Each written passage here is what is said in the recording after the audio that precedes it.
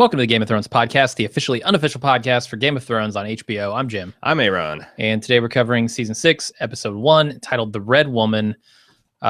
This was, I want to say, a controversial episode, and I was not surprised one bit by that. Well, I mean, we knew this kind of coming in that I'm expecting a lot of the book readers to be, especially in the first few episodes, because all they've talked about on the off season, because I'm subscribed to a lot of them and check out the forums, is, people not wanting to watch it and saying how it's going to go off the rails. And, they're like, I feel like there's a certain segment of the book readers who are predisposed to anything that not only, I mean, you're not even talking about deviations from the canon. You're talking about deviations from your predictions based on the canon.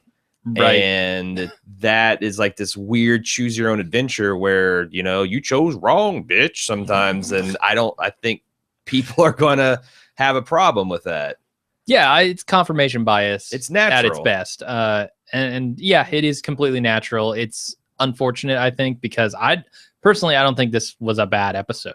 But a lot of people are like, oh, fuck this. There's so many plot holes and all this stuff. And we'll talk about that when we get to those scenes. But it's also like, overall, the opinion, like I said in the preview cast, has come across as negative to me. The vast majority of the voices out there are saying this is bullshit. I don't know, because I thought that within a few hours of the meltdown thread that they posted on the Song of Ice and Fire forums, there was another one like, does anyone else think that this was a pretty good episode? And then there was But the most talk I see about it is look at this plot hole. Yeah. Look at their choices, and it's not a positive overall thing. Yeah. Well, I think it's like, what do they always say? Like, before you mess with psychedelics, it's all about set and setting. If you're going to have a good time or bad time. Like, I went into the season with the mindset of, I am curious about what popular theories are going to be proven or disproven, because I think the Double Ds are honest fans of Game of Thrones. Sure. And they are trying to do their level best to adapt this thing into a series of 10-hour seasons. So I don't think that when they're fucking with Dorne, they're doing it just because they don't like Dorne and they think they know better than George. I think, let's not forget, they have access. They have the most access to the man than anyone ever has. So if anybody knows, it's them. And I could see circumstance, because the big question is, why do you even hire who's the guy who plays Julian Bashir? Andrew Siddig. Yeah. Why do you hire a guy like that, who is well known for genre work and for being good and professional, if you're going to do this to him?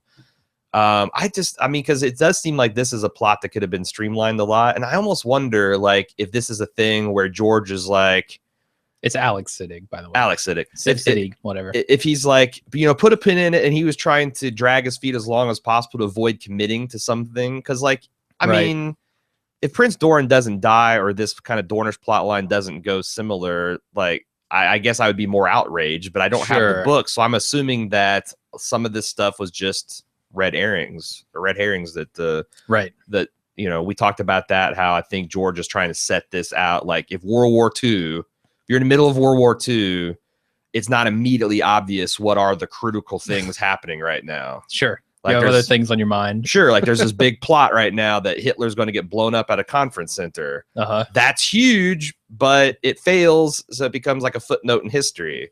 And the Tom Cruise movie. Yes, it winds up into a Tom Cruise movie. Your Scientology money at work. But you know what I'm saying? Right.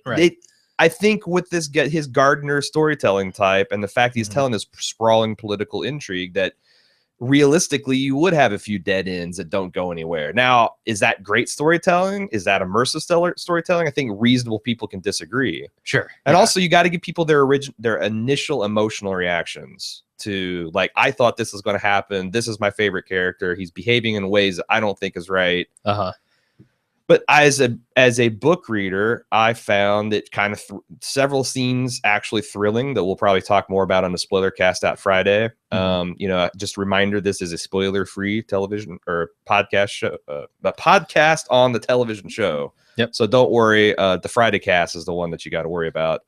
General feelings aside, of the audience, how did you how did this episode hit for you? I thought it was better even the second time. Okay. And I guess I didn't, a lot of the things that people are saying as plot holes, didn't bother me. And that's the thing. Right. Like we talked about this on a lot of other podcasts. There's this threshold of suspension of disbelief where it's naturally higher if you're liking what you're seeing on the screen. It's naturally lower when you're disliking, and things that could be, you know, whether it's a nitpick or a ground, you know, a plot breaking hole is kind of where you are in that setting. Like, what's your mindset going in, and how are you viewing this stuff? You just taking it as it is? It's like, well, this is new information, or do you have like built-in bias and prejudices? I don't know. And, you know, I could see also that I feel like the other thing is this is a short episode. I mean, you had four, it's what, 50 minutes with 4 minutes of previously ons. Right. It was a long previously and people have been waiting a year for more Game of Thrones. And this is essentially a setup for the next episode. Next episode comes out and it's rocking. Then maybe a lot of these, a lot of all this negativity goes away. Yeah. I'm hoping that by the time that this season gets kind of finds its legs, people will start to forget about these smaller things. I mean, I think it's inevitable. Yeah. But also like the tone will have switched to we're back on board with Game of Thrones. I don't think that's going to happen. I think the book readers are just going to be pissed until the book comes out. If you know, and I lump book readers all together. I'm sorry for that. I'm generalizing here, but the vast majority of the tone I saw was negative. I didn't think this was an amazing episode. You know, it's not the Battle of Blackwater. It's not anything like that. But as far as like, I heard a lot of people saying Game of Thrones last season had a really kind of epic end to the season. The season finale was bigger than it usually is. And this episode kind of feels like what a season finale would have been in previous seasons of Game of Thrones. Oh, you're right. Kind of setting up the next pieces of the puzzle. You're right. And moving us along to what stories the season premiere would have told. Yeah. But we're not there yet, so we have to do that a little bit. Well, and I feel like the Double Ds are trying to adapt to criticism, because I think they've, you know, it's been a popular thing to say that instead of trying to get to everything in a single episode, you should isolate on a few characters. And then I think they've tried to do that, especially last year, where you'd have a couple where it's like, okay, now we're going to talk about this corner of the world. Next episode, we're going to talk about this corner, and we're going to abandon Bran entirely. And they got criticism for that too. So it's like, if you want a show that like touches on everything, the price to pay for that is, if you're going to set up a lot of epic things, it's going to take a lot of incremental movements over a whole bunch of scenes. And I guess I'm looking at this as like, how is this setting up for next episode, rather than I am not fulfilled by what's going on right now. Right. But I mean, I'm there too. I guess I'm shocked that book readers are as angry as they were when like something as awesome as Melisandre taking her necklace off and getting old happened. Yeah. Like that's, I think that's super cool. And that I'm surprised that it hasn't like really like had book readers discussing that more than why didn't the dogs attack and how did the person possibly get on a ship and, and, you know, I'm using my, I'm an idiot voice. I'm not trying to say that. That's just, you know, that's how I roll. Right. But yeah, I don't know. I'm going to try to answer some of these objections. Okay. Yeah, I do not want this podcast to dwell on those, because if you want that shit, go to /r Game of Thrones. Holy shit, yes. It's full of that stuff. I saw a thread. I think it's my Bricker, because you know you got this circle jerk in Reddit where it's like someone posts, "This might be a controversial opinion," and then the first word is the response post is exactly. And then it's like, I saw a chain that had like eight exactlies in a row. Like they were just exactly. It's like watching a snake eat its own tail. Wow. I mean, yeah, there's places to go to if you really hate this episode and you want to wallow and revel in the plot holes and the destruction of this series and how it's obviously going to be a failure. Sure. Places you can go for that. This is going to be a little bit more upbeat. Now, I reserve my right to flip my shit later. All right. You know, like the table's still set. I could flip it at any time. I'm just saying this is not. You got all the nice china out. Sure. You got the crystalware. Sure. Yeah. You got it all just set up. Yep. But I'm not quite there yet. Okay. Well, let's get into the recap and see if we can get you there. We jump back in where we left off with Jon Snow. Oh, wait. Before we do, I want to talk about ratings. Oh, okay. Joe M from Philly sent us in some information about this. Set records for the show: 10.7 million total viewers on Sunday alone. Jesus. 8 million watched the show live at 9 p.m. on Sunday. The other 2.7 million are combined total for 2 Sunday night encores and HBO Go and HBO Now streams. That's me. Well, it was kind of me. I had some trouble with it, but well, here's the thing: like our server, we last week doubled our server capacity because we knew that the hordes were coming, and it's still like when it came time for 50,000 people to jump on our feeds, it was like burr, burr, burr, and it completely melted. But HBO Go has that thing too. Like a lot of times, the first season, the episode or two, will have some streaming issues. Well, it wasn't even like, oh, it's just overloaded or whatever. It told me I was in the wrong country to view this. Well, it said I wasn't in the United States, and I was like, motherfucker. Yes, I'm in the United States. My provider knows I am, because guess what? I can't watch season 2 of Better Call Saul on Netflix. Yeah. So it's not my service. But I think provider. that's a symptom, because other people said it was saying that it was locked out because of a time zone. So I think that's symptomatic Their of it just losing its shit. Right. Yeah. Right. Like our server's parlance was 504 gateway error. Right. That's just the lies it tells you. It just throws out any random error. You know what? Like, I don't even have the capacity to look up an error code at this point. Yeah, right. I'll let your browser deal with that. But that's a lot of people. Yes, that's a lot of people for a premium network. And that's not including piracy. I saw that Torrent Freak were saying there's over 1 million people downloaded the season 6 premiere in the first 24 hours. Wow. Yeah. And contrast that to season 1, 2.2 million tuned in to the first episode of Game of Thrones. Whoa. Big growth over the 5 years. Yeah. That's the thing. Like when we get the live plus 7 day, which is kind of like the thing for HBO, it wouldn't surprise me at the end of the season, unless it just completely craps to bed, that we're talking like not Game of Thrones. We're talking Watching Dead numbers. Walking Dead numbers. Yeah, even Walking Dead numbers. Watching Dead numbers are a lot more modest. Walking Dead numbers, and that on a premium cable show is insane. Right. Everybody's paying for the privilege here. HBO is shitting gold right now. Seems like it. Yeah. So, apologies if that affected you. But again, it's like we tried to plan for a lot of growth, and we still didn't quite get it right. So now we can talk about the show. Okay. We start off right back with Jon Snow, where we left him in the snow. After a real doozy of a previously on. Again, 4 minutes. Yeah, it was a long-ass one. Yeah, like I was like, that was the one thing that kind of got me excited, that they were going to really, nail down a bunch of nails, because usually the longer the previously on, the more holy shit is going to happen in this episode. So we hear ghost howling, which attracts the attention of some brothers, including Davos. They find Jon's body. They move it inside. This is essentially like everybody who wasn't participating in the killing. Yes. Right.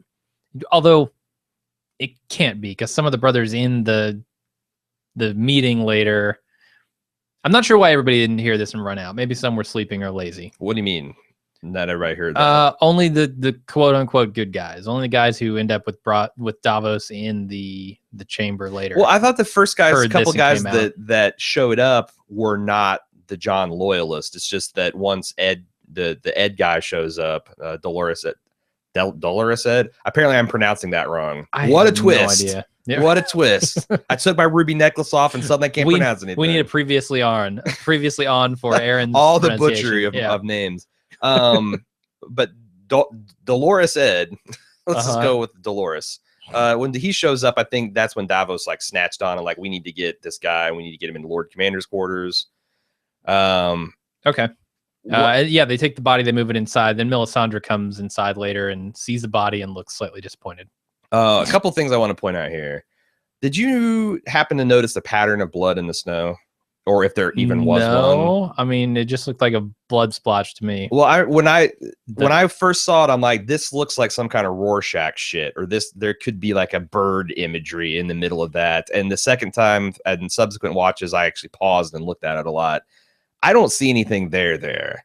I mean, Davos looks kind of shocked, but I think what they're trying to suggest is the quantity of blood that Jon Snow has lost. Like Davos is like, oh, there's no way. Like it's like all of his blood is out on the ground in a perfect Jon Snow body outline. A blood angel. A blood angel, essentially. I don't think they intended to suggest that there was anything more to it.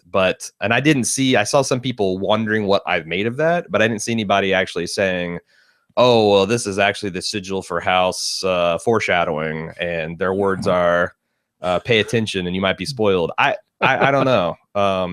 The other thing I wanted to talk about is, and I think this is key for trying to figure out what's going on, the titular, no pun intended, Red Woman. She always made a big thing of not being cold at Castle Black. Right. Like the Lord of the Light, the fire from within sustained her. She's wearing a heavy cloak coming into Jon's quarters here. Okay. Which I think is suggestive of her powers becoming weak or her spirit becoming low, because from her perspective, the Lord of the Lights, delivered a couple solid kicks right to the cooch.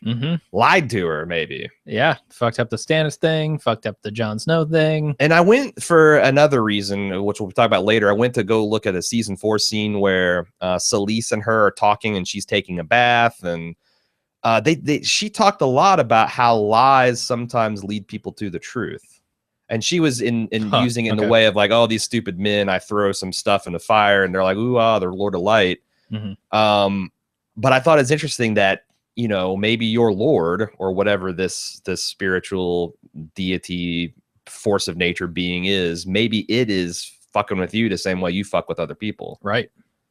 So some prophecies that she doesn't quite understand and she's thinks misinterpreting, because that's the thing. Like, there's a couple questions. Does she actually see genuine prophecies in these fires? Like, that's an open question. Or is she just a crazy person that thinks she sees? If she does see things, is her interpretation guaranteed to be correct? Sure. So those are some things I was thinking about as I was watching the scene. And the fact that she saw him in the flames fighting at Winterfell seems to suggest that maybe she was hopeful that Jon would lead the Black Brothers to some kind of crusade to save Stannis, which I know Stannis went to go ask for. So maybe, I don't know. That's all interesting things she's saying here. Next scene, Alistair Thorne calls a meeting to tell the Black Brothers that he killed Jon Snow, and he proclaims that he did it because Jon would have destroyed the Night's Watch, and his first loyalty is obviously to the Night's Watch. I continue to think this is pretty good. Yeah, I mean, as far as it goes, like, I think of how offensive it would be if you spent thousands of years keeping these people out. When they do get over, they go and murder farmers, and they rape and they pillage and they burn crops, and now you're giving them that land. Like, this is essentially why, like, Palestine is such a hot issue. So much shit has come to pass that, like, for one side to be like, you know what, bygones, is extraordinarily tough for them to do. And I thought that, I think Thorne is an asshole, but his speech was good, and it seemed like it did a lot to win over the majority of the Black Brothers. Yeah, his justifications are understandable, both to me as an audience member, and I think to the people in the chamber there, his audience chamber. I understand. Look, some kid, some royalty punk kid comes in and bastard takes royalty. over. Right, like not even real royalty, but he's been spoiled and pampered his whole life. Yeah. Like, he comes up to the wall and he takes your position, or what you would have had as your position, had he not been there. And you get the anger, you understand it, and then betrays his commission, right? And then in your eyes, just totally betrays his vows, betrays everything. It's like multiple levels of what the hell. Yeah, professionally, personally, it's so I get where he's coming from. I don't like the decision. I think it's a shitty thing to do, but. Yeah, but framing it as like this is something that Jon Snow either forced us into a position of allowing the Brotherhood to be destroyed by violation of our core mission, or disobeying the Lord Commander and being a traitor. It's like, in an impossible position. I love the Night's Watch, so I'm going to save the Night's Watch. Right. Again, self-serving and all that, but I thought it was pretty good, because he has a tough road to hoe here. Loyalty is the foundation of our order. We just all of us, the first builder and the first steward and the first ranger all just murdered the Lord Commander. Right. But you guys don't do that. Yeah. And we're not going to do it to you. Yeah, because we're loyal. Right. What? Yeah. What? No. So he's speaking out of both sides of his mouth here, but I understand why. I think he's basically saying, like, if you guys want to come kill us, you better have a justification as good as mine. Okay. Like, what am I doing that's betraying the Night's Watch? Other than, yes, of course, killing the Lord Commander. But setting that aside, no, it's nothing in the vows about that, right? No, there's nothing about not killing the Lord Commander. Not specifically. not to the letter. Sir Halaster, the original rules lawyer. Yeah. There's no oath about not killing the Lord Commander. So the brothers in the room with Jon decide that they need to fight for Jon's vengeance here. Davos agrees, but he knows, look, there's no way we can win this. Even with Direwolf, not going to happen. So he sends Ed off to find, quote unquote, the other people who owe their lives to Jon Snow. Which there are others who owe their lives to this guy. And the obvious one is the Wildlings, which seems like everyone. Seems like it. And, you know, the line that he had about if you were planning on seeing tomorrow, you picked the wrong room. I thought that was good. And I liked Ed's being just like, you know, I don't give a shit. Like, Jon is my friend. I'm probably going to die. I'm going to take these back. I'm going to die if I sit here in his room. I want to take as many of these bastards out as I can with me. Mm-hmm. I like that. I like it shows. I don't think the show has always done a great job of building the relationships between Jon and some of the other friends he had very closely, other than like Sam. Yeah. But this does a lot to kind of just in a few lines of dialogue in this guy's performance to kind of sell that these people, like Jon was beloved by these men, and they will die to protect, you know, not only his life, but essentially his memory and his honor. Yeah. And I'll be honest. I don't remember much of the early seasons between these guys and Jon Snow. There wasn't a lot. Right. There wasn't a ton of it. Sure. But what there was, I don't remember, but it didn't feel like a cheat or a shortcut or anything. It felt to me like that was right. And now that they killed so many of the others that you would recognize, like Ed's, all the other guys who the men in this room that they can trust, I don't know any of those guys. Yeah. Yeah. So it's like the one Ed guy that I know because I've read the books and he's like a funny wise ass character, and all these other randos. Yeah. But pretty sure one of them fucks potatoes. So moving on, Ramsay eulogizes over Miranda's body. Then he tells a servant to feed her meat to the dogs. It's interesting to me. This is essentially, in its tone and its promises, the same scene as Jaime and Cersei later on. Except for one of them's alive, yeah. Right. Both of them are alive, rather. In the things that they proclaim to do, yes. Right? I mean, Ramsay here is saying, I'm going to make everyone pay. I wish you were going to be here to see it. Jaime later on is saying, we're going to take back everything and more. You know, essentially, they're both going on revenge here. What parallels are we supposed to be drawing between these two guys? I don't see it other than just literally the speech they give. Here's thematically, every time someone swears some fancy vow to do something, like the very first one I can think of is Khal Drogo. Oh, God. Like when he gets up and like, I'm going to take my Khalasar and I'm going to go across the Poison Sea and I'm going to fuck Westeros. And the next scene is he's on a, you know, funeral pyre getting burnt up. Right. Like there's not a great track record for people swearing these love vengeance vows. And maybe that's what we're supposed to take away, that these are, you know, words are wind. I could totally buy that. Because the next scene is, you know, Roose like. Before you move on though, I want to ask you. I want to talk thematically real quick about that. Yeah. Because in that next scene, they talk about like Roose saying, oh, you've played your games. You played your game with Sansa. You've played your games with these armies. And games aren't going to get the job done. Like, that's not what we need here. And you're so busy. You're so focused on your sadism that you're getting lost in that. Yeah. And do you think this is going to be Ramsay's downfall? Is just how sadistic he is? Yes. Okay. I mean, and again, this is the question I agree. I like to ask in the spoiler section is, what is Martin playing at? Like, okay, if he's telling a traditional heroic tale, but with a lot darker, more realism, then of course. If he's telling a bleaker and darker tale than I'm expecting him to, then I don't know, maybe the Boltons win and his sadism isn't his downfall. But no, I do feel like that you could probably shit on some of the people some of the time, but you can't all the people all the time. And the fact that he's had these big chips in his pile for this long, he's had the heir to the Iron Island, which I thought is interesting. They made a big deal of saying that. And you've got the heir to Winterfell, you know, I guess, or I guess she's a totem to get the Northerners. Like, well, I guess there's a Stark in Winterfell. It's not all bad. Yeah, it could be worse. and you just fuck with them for no good reason. Yeah. Other than to satisfy your own base urges. Mm-hmm. I don't know. And I like the fact that Roose kind of put him on notice. Yeah. Like, you better get Theon back. You better get Sansa back. And Sansa better be pregnant because, well, I got another heir coming down the line to be unfortunate if something were to happen to you. Right. I thought that was played out pretty well. What else did you want to say about the Miranda scene? So first of all, the maester that serves House Bolton, worst post in the Seven Kingdoms, right? Like, how bad do you have to piss off the Grand Maester that your assignment is, hey, for the graduating class of the Citadel, you get sent to the Boltons. Like, that's got to be the worst. Yeah. Is that who that guy is? A maester standing in the doorway? There's lots of maesters you got to look for the chains, man. There's a maester running around looking like Obi-Wan Kenobi down at Dorne. That if you blink, you miss him. The second time is Ramsay's decision to butcher the Kennelmaster's daughter.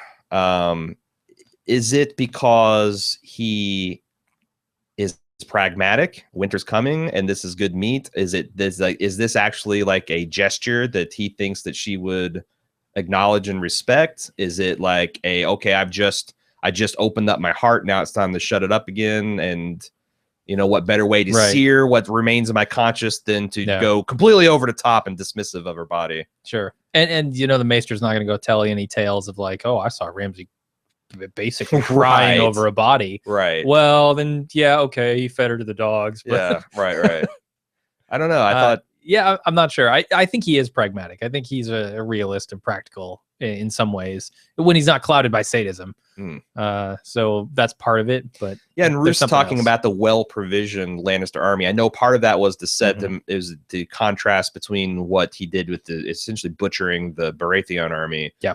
But also, I wonder if it's also to kind of set their position. Like, we just took this castle over. It's half in ruin. There's not a lot of stores. We don't have a lot of food. And it was this thing he did with, is it Miranda? Is that the Kennelmaster's daughter? It was like to kind of show that Ramsay is aware of that. Yeah, could be. He don't want his dogs to starve, so sure. All right. He needs them to track down Sansa. So we kind of introduced this scene, but Roose half congratulates Ramsay on his victory over the Baratheon Stannis, and also threatens to delegitimize, is that a word, him as a Bolton for losing Sansa and Theon. I think he's threatening to kill him. Like, I don't think you can delegitimize a bastard. I don't think there's a legal precedent for that. It's more like Ramsay was walking on the parapets last night and he fell off and not into a snowdrift. But only if it's a boy. Like, if it's a girl, he still needs them. Like, that's exactly right. That's the thing. So if I'm Ramsay, I'm eyeing that baby. I'm going, okay, as soon as that thing pops out, I need to be there. And if I see a dick, it's coming off. A, the dick's coming off, or B, it's the baby's dead. And if I'm Roose, I'm getting an iron crib that just has a feeding tube where you could pour food into the kids, and like a elimination tube where it comes out. And he's going to stay in there for 18 years or until Ramsay's dead, because let's be honest, like 13 years. Yeah, it's true. Like when he's a quote unquote man full grown. Yeah. The other thing I thought was interesting in this scene was he asks, who landed the killing blow? Now, we talked about an instant castle. We think that this whole Stannis thing, but I noticed that the emphasis on the second time I watched it, and like Ramsay was a little bit of like, oh no one knows. Do you think Roose has seen the body? Do you think Ramsay's seen the body? No, I don't think so. Do you think? I mean, I don't understand why Stannis wouldn't show up with Brienne later on if he's still alive, but I feel like they're fucking with us a little bit, like deliberately not showing the killing blow. I don't think mentioning it here. Really? I just think that they assume, like I assume, that he's dead. Like, okay, and that the audience knows that. Because then why Roose? Why have this conversation about who's the man that did the killing blow, and why have Ramsay look vaguely guilty? Well, I think it's a little funny because they're assuming that it's a man, which is kind of hilarious to me when Brienne was actually the one to kill him. Yes, that actually is funny. Yeah. So they're like, oh, our armies must have killed him, when in fact no, their army didn't even get Stannis, and he probably might have gotten away. Yeah, you know what? I think you're right. It works better as just a joke at the Bolton's expense that they can't conceive a woman being able to do this, or that they didn't even get the guy. Like, yeah. Although he was pretty bloodied. I don't know that he walks out of there if Brienne doesn't come up, but he was all kind of off by his lonesome. He was, yeah. Were it not for Brienne, maybe he could have staggered off and at least died in peace. I don't know. Right. Yeah, I think you're right. I think you're right. I think it's just a thematic thing of like them underestimating women in general. Right. And there's a lot of that stuff in here. Between Sansa and Brienne, they got real problems on their hands. It's the women that are going to bring them down. Right. Right. And I mean, Dany's been doing her thing forever. She's, not in the greatest of positions at the moment. But one step backwards. Right. Right now. Right. She needs a couple forward, but, she's still out there. Sure. Exerting her authority, too. So, yeah, let's talk about that scene. Sansa and Theon are running through the woods. They cross a river to avoid the chasing hounds. The hounds find them anyway. Theon tries to hide Sansa, but the guards find her. Just in time, just in the nick of time, Brienne and Pod ride in to save the day. And once the riffraff is disposed of, Brienne pledges her loyalties to Sansa, and Sansa finally accepts her. Mm-hmm. Well, let's save it for the end because it's the end of the scene. But what's with this little huggy moment between Theon and Sansa in this tree? Are they like, okay, we're dead, we're just gonna die here?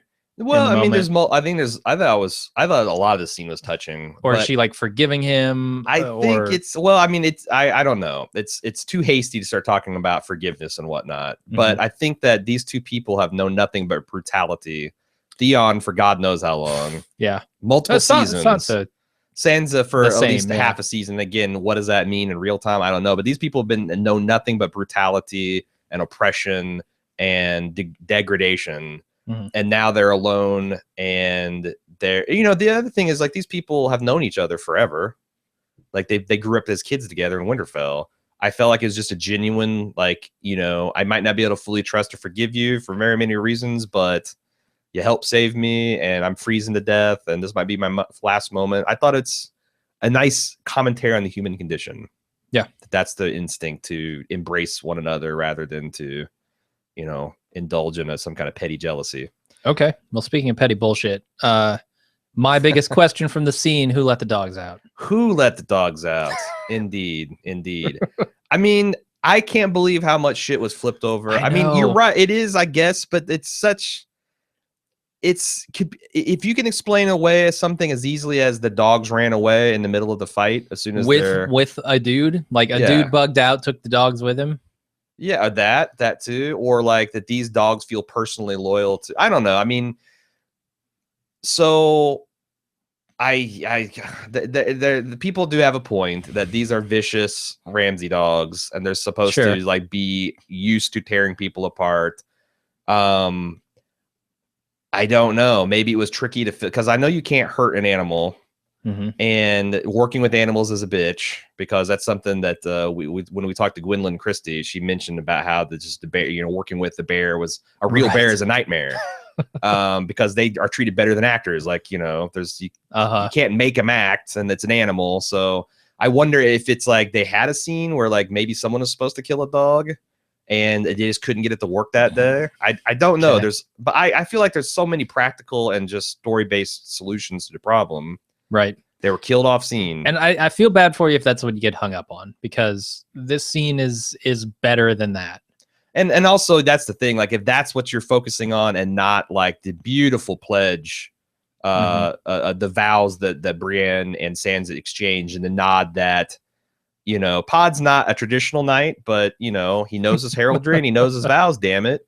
And the fact, what really got me is that Brienne, which I don't even think she knows this. I'm not sure if this is what Jamie divulged this in the TV show to her, but this blade is the other half of what, Tywin melted down the Stark ancestral blade ice. Yeah. She's pledging half of Ned's sword in her service. And I thought that was really, an emotional moment for the show. Absolutely. And that's what's so cool about it is neither of the characters might even know what the significance of that is. And I don't know why. That's kind of dumb, because it's like if a touching gesture falls in the woods and no one's there to hear it, but I got it. I got it hit me pretty hard, and it looked like me too. The way the lighting was and how like it kind of haloed Sansa. It reminded me of this like famous painting, The Accolade, where this beautiful princess or queen is knighting someone.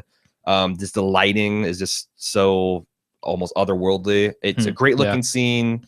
I loved the performances with Gwendolyn. Yeah, she's great in it. I mean, like on her face. Yeah, she's like, it may be a little premature to put up the mission accomplished banner, but she has at least gotten into the service of one of the Starks. She has half fulfilled her promise to Catelyn. Yes. And for a person who's that actually means something. Yes. It's a big amazing. deal for her. Yeah. And that's what I felt in this scene. Not so much like, oh, she's now going to protect Sansa and this is huge for Sansa, even though it is. I mean, she needs someone in this moment. Yeah. But more than that, I think this is important for Brienne. Yeah. And it's nice to see Pod get his hands dirty a bit. Even Theon. Do you buy that Pod under the direction of Brienne could actually kill a man at this point? Well, did he actually kill a man, or didn't like Theon have to help out? No, he actually got one kill. He was fighting with that sworded horseman for a while, and then stabbed him while he was on his horse and fell on top of him. I would think that squiring, like going from squiring to from Tyrion to one of the best pure combat knights in the Seven Kingdoms, would do something for your game, especially when you're talking about mooks. You're talking about dudes that were mooks. You think these guys are mooks? I mean, sends mooks after Sansa. First of all, they're crazy because they're actually looking forward to people being dismembered, and you know, they're the kennel masters, so apparently they're like one of the ones that are super into people being torn apart by dogs. So and they're after a crippled, unmanned person and a little girl. I don't think they're expecting any. So it's like there's the element of surprise and the fact and you can also say, oh, it's a woman, just as she rides off and takes your head off. Like it's like they're not taking it seriously until it's too late. Sure. Actually, I was kind of stunned that she had as big a problem as she did. Like she one-on-one, she beast moded the Hound, granted a weakened Hound, but still. And she felt, I mean, maybe that's just, it's more exciting to see her struggle a little bit, and like there's some genuine danger, but I could see, I could go with a little bit of revenge fantasy where she just comes in and cuts him down. Okay. She did get kicked in the face right before it. So like I'm imagining a little ringing in the ears. Oh yeah, no. And probably like, you know, not on her A game right after that. That's the difference, I guess, between, you know, you want the revenge fantasy, but in real life, especially in this kind of battle, it's like any given Sunday situation. Yeah, and 5-on-2 is not terrific odds. Yes, you know, or 3 if you count Theon. That's good as well. It's like 5 on 1.75 because Pod and Theon almost add up to an able fighter. They're like they add up to a Jaime, I think, at this point, a left-handed Jaime. Left-handed Jaime, sure. Anything else? I do really like the moment where he tells her, look, we're fucked here. I'm going to take the bullet. You run up to Jon, to the wall, because Jon's up there. He's the commander of the Night's Watch. Yeah. He'll help you. And we know he's not going to help her. I was a little worried that she was going to run off and head that direction at this moment. Well, a lot of other people had a problem with just the logistics of this. Like, oh, how convenient Brienne runs right into Sansa at this critical moment. And I'm like, I thought they did a lot of good storytelling to make it plausible that Brienne would be wandering in this patch of woods at this precise moment. Okay. Like I didn't even think about it, but that's what I'm saying. Like if you consider that a plot hole, like she's literally outside Winterfell. She was at the scene of this battle. She just killed Stannis, if you believe that. She probably went back to observing. And you hear these noisy ass dogs, and she's like, I wonder, like, you know, I think that's a little bit shakier than who let the dogs out. But okay, well, fuck you. My big beef is proximity and finding people in a world that's so vast. Like, but that's what I'm saying. I know they did a great job to shrink it down at this point. Okay. Now that is, to go back to what you were saying before I derailed you a bit. The obvious play is to head up to Castle Black, though, right?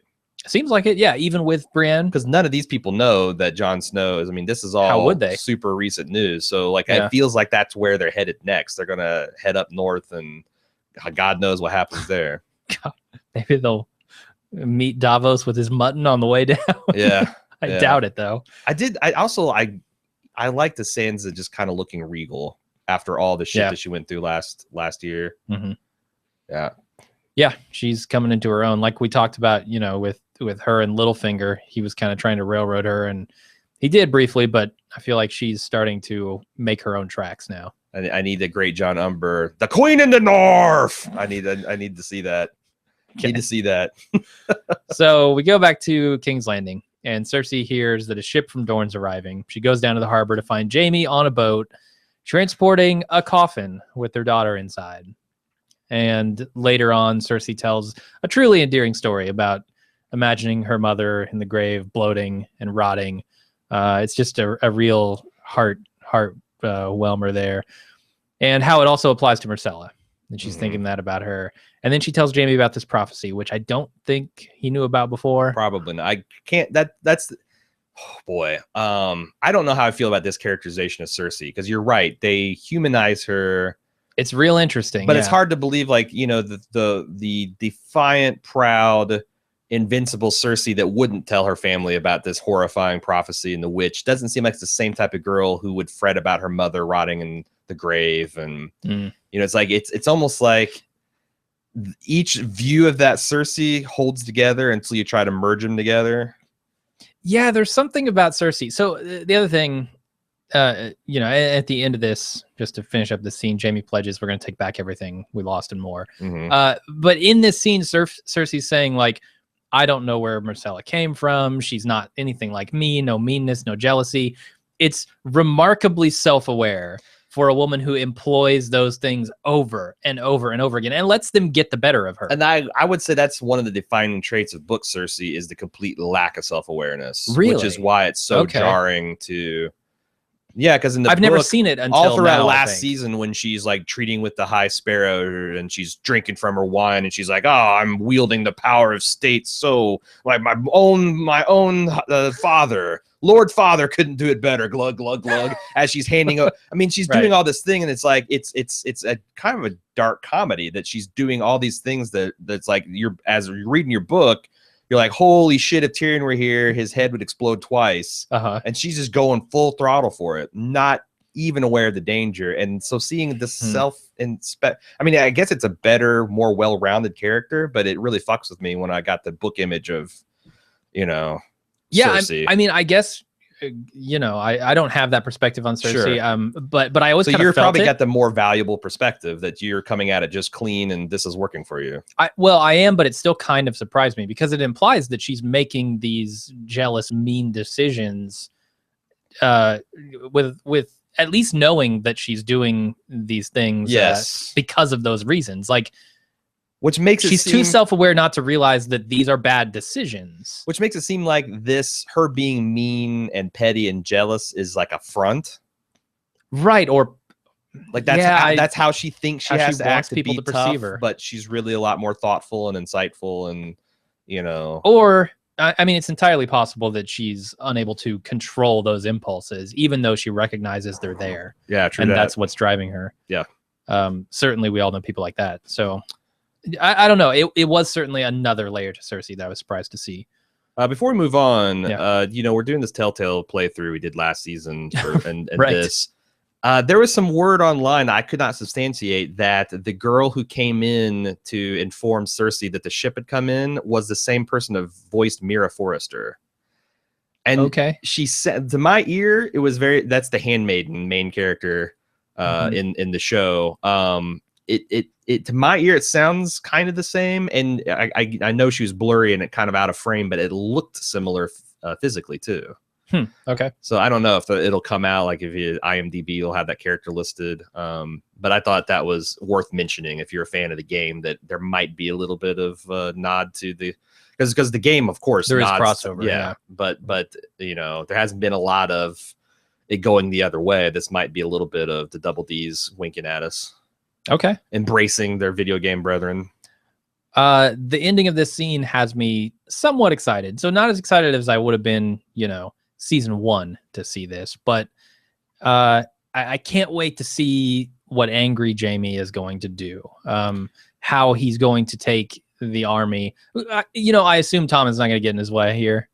Well, I mean, that's the thing. Like for as much setup as we got, there's still a lot of questions we don't have answers to, as far as I imagine Tommen and Cersei are still on the outs. You know, can Jaime on what authority does Jaime march any armies from? Right. Right. That's the question that I have. I have a feeling he's going to get some armies. He's going to get something. Yeah. Some way to strike back. And I'm excited to see that. Now, like, this moment is exactly the moment when I wish he hadn't lost his hand, because the fabled Jaime is no longer around. Sure. And I want to see the best swordsman in all of Westeros go to fucking town on fools. Yeah. And I can't. I'm never going to get to see that. And it's so sad to me. Yeah, I wonder if as a fan of action movies. I wonder if that's part of his arc, though, to eventually kind of maybe not be quite as good, but be good enough. And maybe right, but I don't want to see a good enough fighter take down a bunch of fools. I want to see him massacre his way through a crowd of idiots. I just there's something noble. Like I'm envisioning it in a moment of like self-sacrifice that like old Jaime would have prevailed. This right. Jaime would have just gotten beat, but good enough Jaime is able to save whatever he's trying to save, but maybe die in the process. It's a different vibe. Yeah, no, but right. I kind of like, it's like the last stand of Barristan last season. Like, would I have liked to seen him get out of that? Yes, I would. On the other hand, I felt like the way he went out was fairly heroic, because he was dying protecting the people. Oh, totally. And he was still pretty badass for an old guy. Right. And I'm not saying I want to see the heroism out of Jaime. I don't know that that's even there so much. But it's automatically more heroic when you die in the effort, right? Like that's the most hallowed hero you can be. You're in Valhalla, and I guess so. I just want to see a badass moment of the baddest ass of the swordsman in Westeros. Sure. Being that, and I'm never going to get it. Okay. Which makes me sad. Fair enough. So we go over to Marjorie, and she's still in whatever place they're keeping her with the sparrows. The nun continues to try to convince her to confess. The Great Sept of Baelor, I believe, is what is that location. The place? Yeah. Okay. She just wants to see her brother. Eventually, the High Septon comes in and tells Marjorie that he plays good cop here. Your husband probably misses you. I bet he does. I bet he does. Can you imagine being a 14 to 15-year-old boy and Marjorie Tyrell is in your bed blowing your mind, and like a night of that, and she's arrested. And your goddamn mother's tease. And your goddamn mother's the blame. That's like the worst. Yeah, I don't envy him. And continues to stress, you need to confess. And there's a moment here where you get the feeling that what kind of happened with Lancel, like where he's saying, you've started down the path, but you still have miles to travel. Sure. And like, you chip away at their psyche bit by bit. Right. Yeah. Because of course that's not a question that anyone can answer yes to. I'd be like, I am perfect. Prove it. Prove me wrong. Right. So then you start chipping away, right? Like, oh, really? You mixed up the salad fork and the regular fork. It's like, is she going to pull a full-on chunk from Goonies, where she's just like confessing to fake vomiting on the people from the balcony? Right. The time she cheated on her math, and that's the first stepping stone down the path to confessing the larger things. And you get a very clear picture of Lancel's predicament. I wonder where this is going, though. Because I don't know if they break her and her brother, and she confesses all these high crimes and treasons. Like I don't know. Right, and I mean, does any of that come back on Cersei? I mean, I don't know how it could. It's not like she can confess to what Cersei's done, right? Right. And that's the thing. Cersei might have fucked up because she didn't make a full confession. She did the mercy walk, but not like all of her crimes were not known. So she can't. I mean, she can't fully confess her crimes because that delegitimizes the ruling family. Oh yeah, but it is. I think it's going to be thematically important that you've got this person who got off with a half confession versus this person who is being held for a full confession. But if I recall, Cersei didn't get off, right? Like she's still on the hook for a trial. Isn't that where they left it? Like, we will let you stay in your castle, but we're going to make you do the shame walk and you're going to come back for a trial. Okay. That could be correct. I think that's where it was. Honestly, sometimes my book and show things get crossed. Okay. So, all right. That's what I recall from. And also season. The other thing is, like, since I didn't go back and reread Dance and Feast, like also like some of them, like I got caught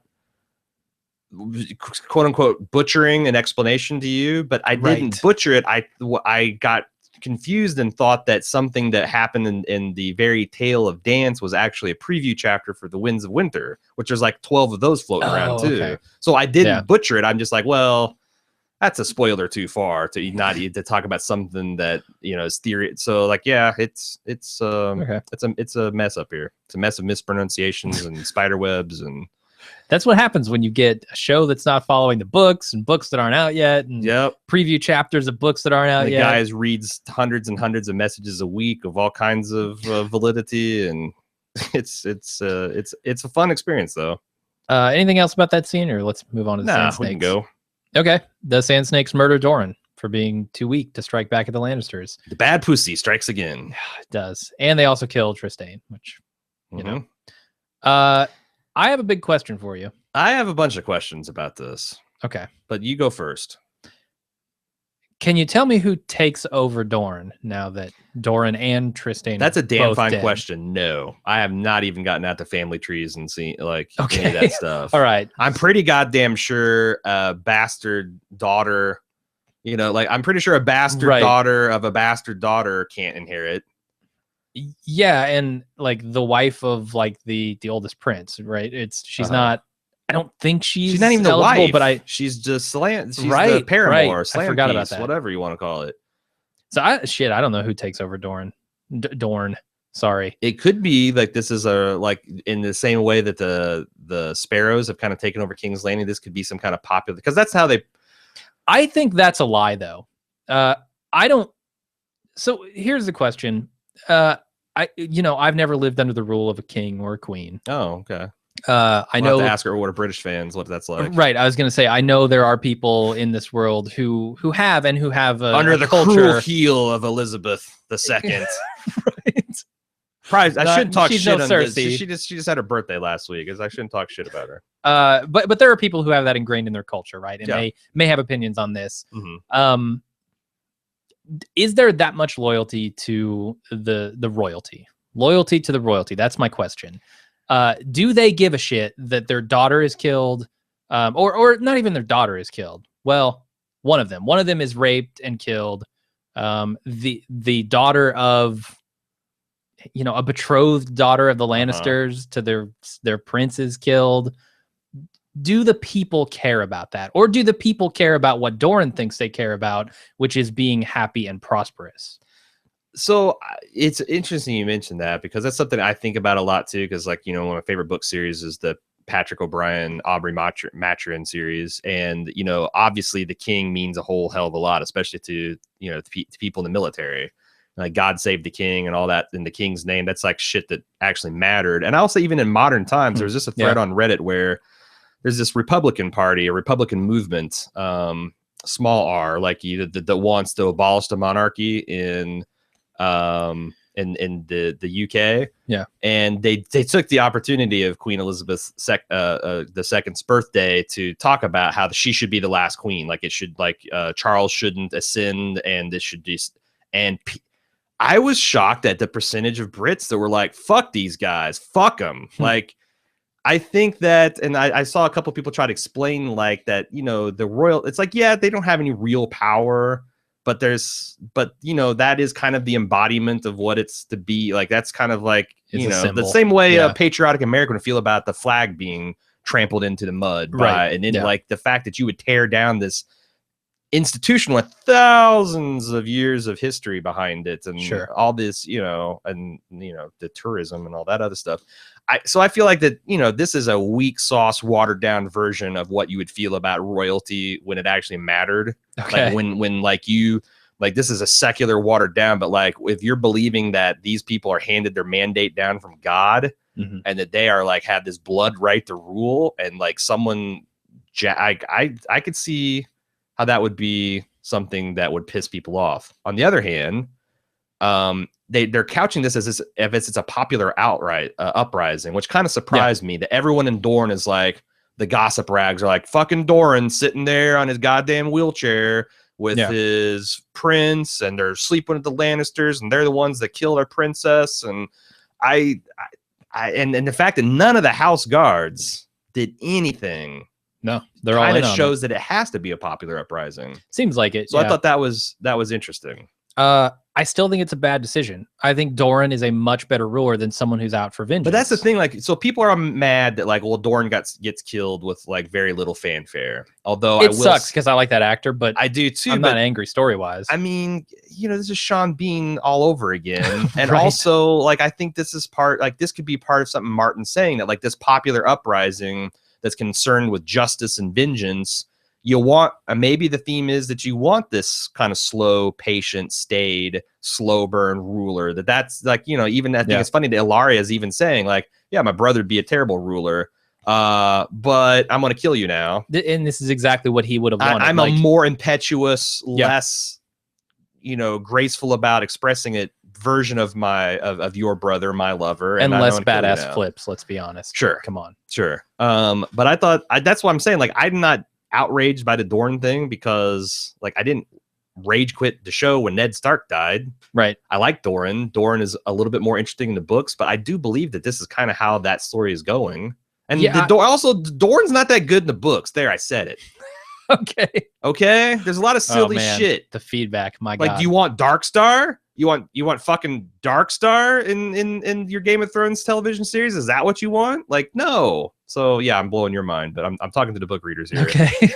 I don't have a problem with it storytelling wise. I think it's a terrible decision for Dorne, the nation of Dorne. Sure. And also I think that's part of the theme too. You go from Oberyn saying, we don't kill little girls in Dorne, to, hey, we're kinslaying, we're reverse violating guest right, YOLO. I mean, like, that can't be good, right? No, it's a terrible thing. It's also bad for the Lannisters. I mean, obviously it's gonna come down on them. This is a real bad thing for all of Westeros, in my opinion. Like, the most level-headed people are no longer around. Tyrion's fucking, and one of the last unspoiled full-strength kingdoms, aside from the Vale, that has not is now going to get mixed up with fucking King's Landing. I mean, which doesn't matter.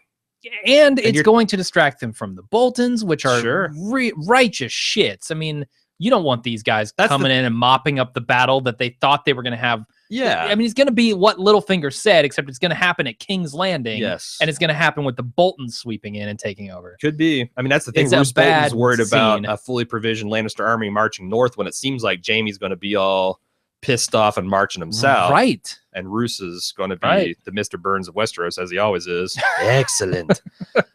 Okay. Yeah, so bad news all around for everyone. Yeah, it is.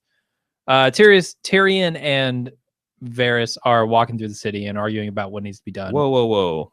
Didn't we skip the whole scene with Tristan on the ship? I mean, I mentioned it if you want to. Oh, well, that's the other giant plot hole that people had a problem with. Right. I don't care. It's not a huge plot hole. I mean, people essentially are saying these people were on the dock and they sailed off. There's no possible way they could have ever gotten ahead, or the passage of time could explain. Like, I'm just telling you. Right. This timeline is not one. Jaime takes off on a merchant ship. Well, they get on a cutter and they outsail him. Isn't that a thing with the Dornish ships? Aren't they fast? Don't they make a thing of that sometimes? I think that's the Iron Islanders that have the seafaring ships. But no, I mean, like, that's that. Like, again, going back to my Patrick O'Brien, like, they could board like a very small, fast cutter and make twice the sea miles that this merchant ship is making. Right. And there's no telling when this happens. Like, he's just sitting out on Jaime's boat, presumably to be hidden away. Right. That's the thing. I feel like the small council's like, we don't know what to do with this guy yet. He's a valuable piece. We're not going to be like the Boltons. So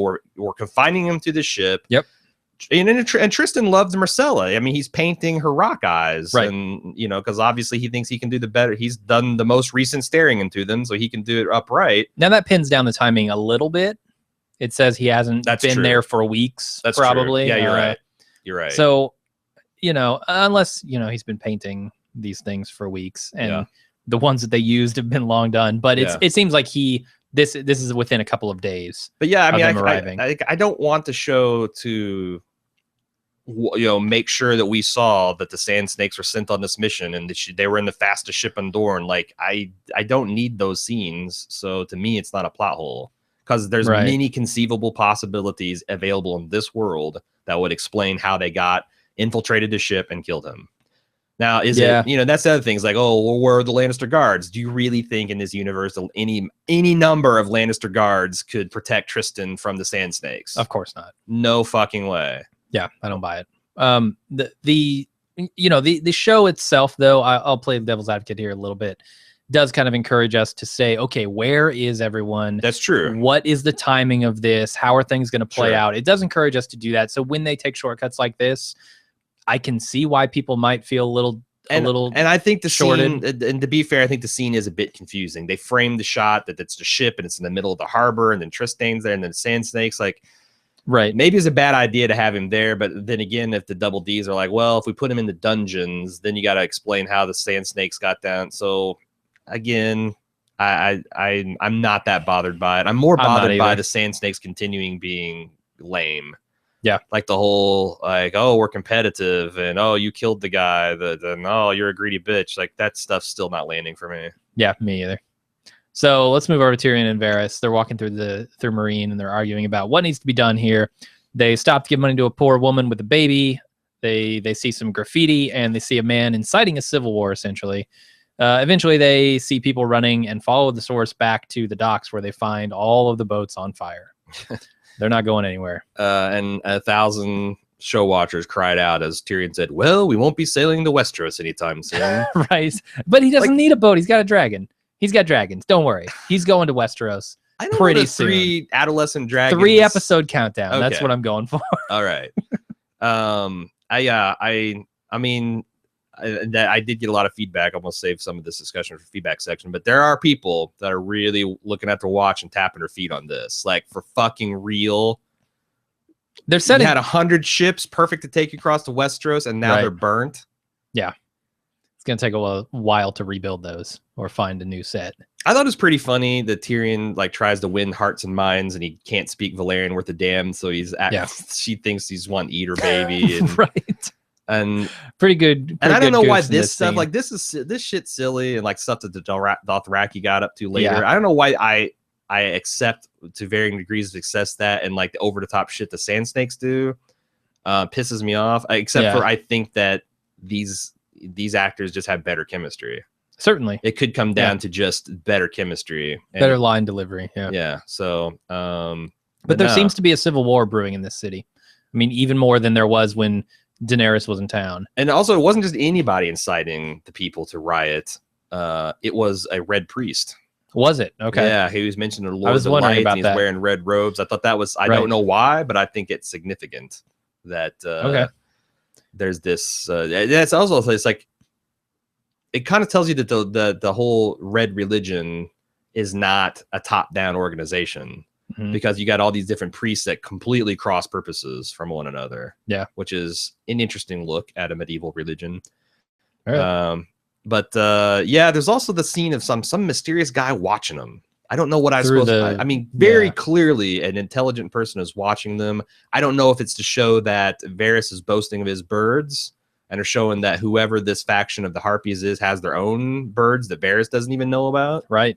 I'm not sure what we're supposed to notice it, but I'm not sure why we're supposed to notice it yet. And I think it gives a good sense of foreboding that maybe they're being watched. They're being what are they? The Sons of the Harpy? Yeah. Are calculating how they can get rid of these fools. Yeah. We'll see. So Jorah and Daario search for Dany. They roam the countryside, eventually finding a burnt ram's head, and a couple of rings, a ring around a ring, and decide that the Dothraki have her. Yeah, we might have a difference of opinion here, because I thought it was actually fairly clever. Because, you and I are both like, oh, for fuck's sake, I don't care if you're the best tracker in the world, you're not going to be able to find this ring in the middle of this vast grass pasture. But then when you see it, and you can see like these 10,000 horses riding in a ring, there's that patch of unspoiled grass in the middle that Jorah invested. And I'm like, oh, okay. This is actually way better than I thought was going to happen. Sure, that's fine. Like having the ring around the ring there is cool. And it makes a lot of sense given what we saw last season. I just like, is there a literal saying in the world of Westeros at like straight as the dragon flies? Because like do dragons not turn in midair? Do dragons not get attracted by shiny and go that way? They leave burnt patches of grass. They leave dismembered goats. Dragon shit, right?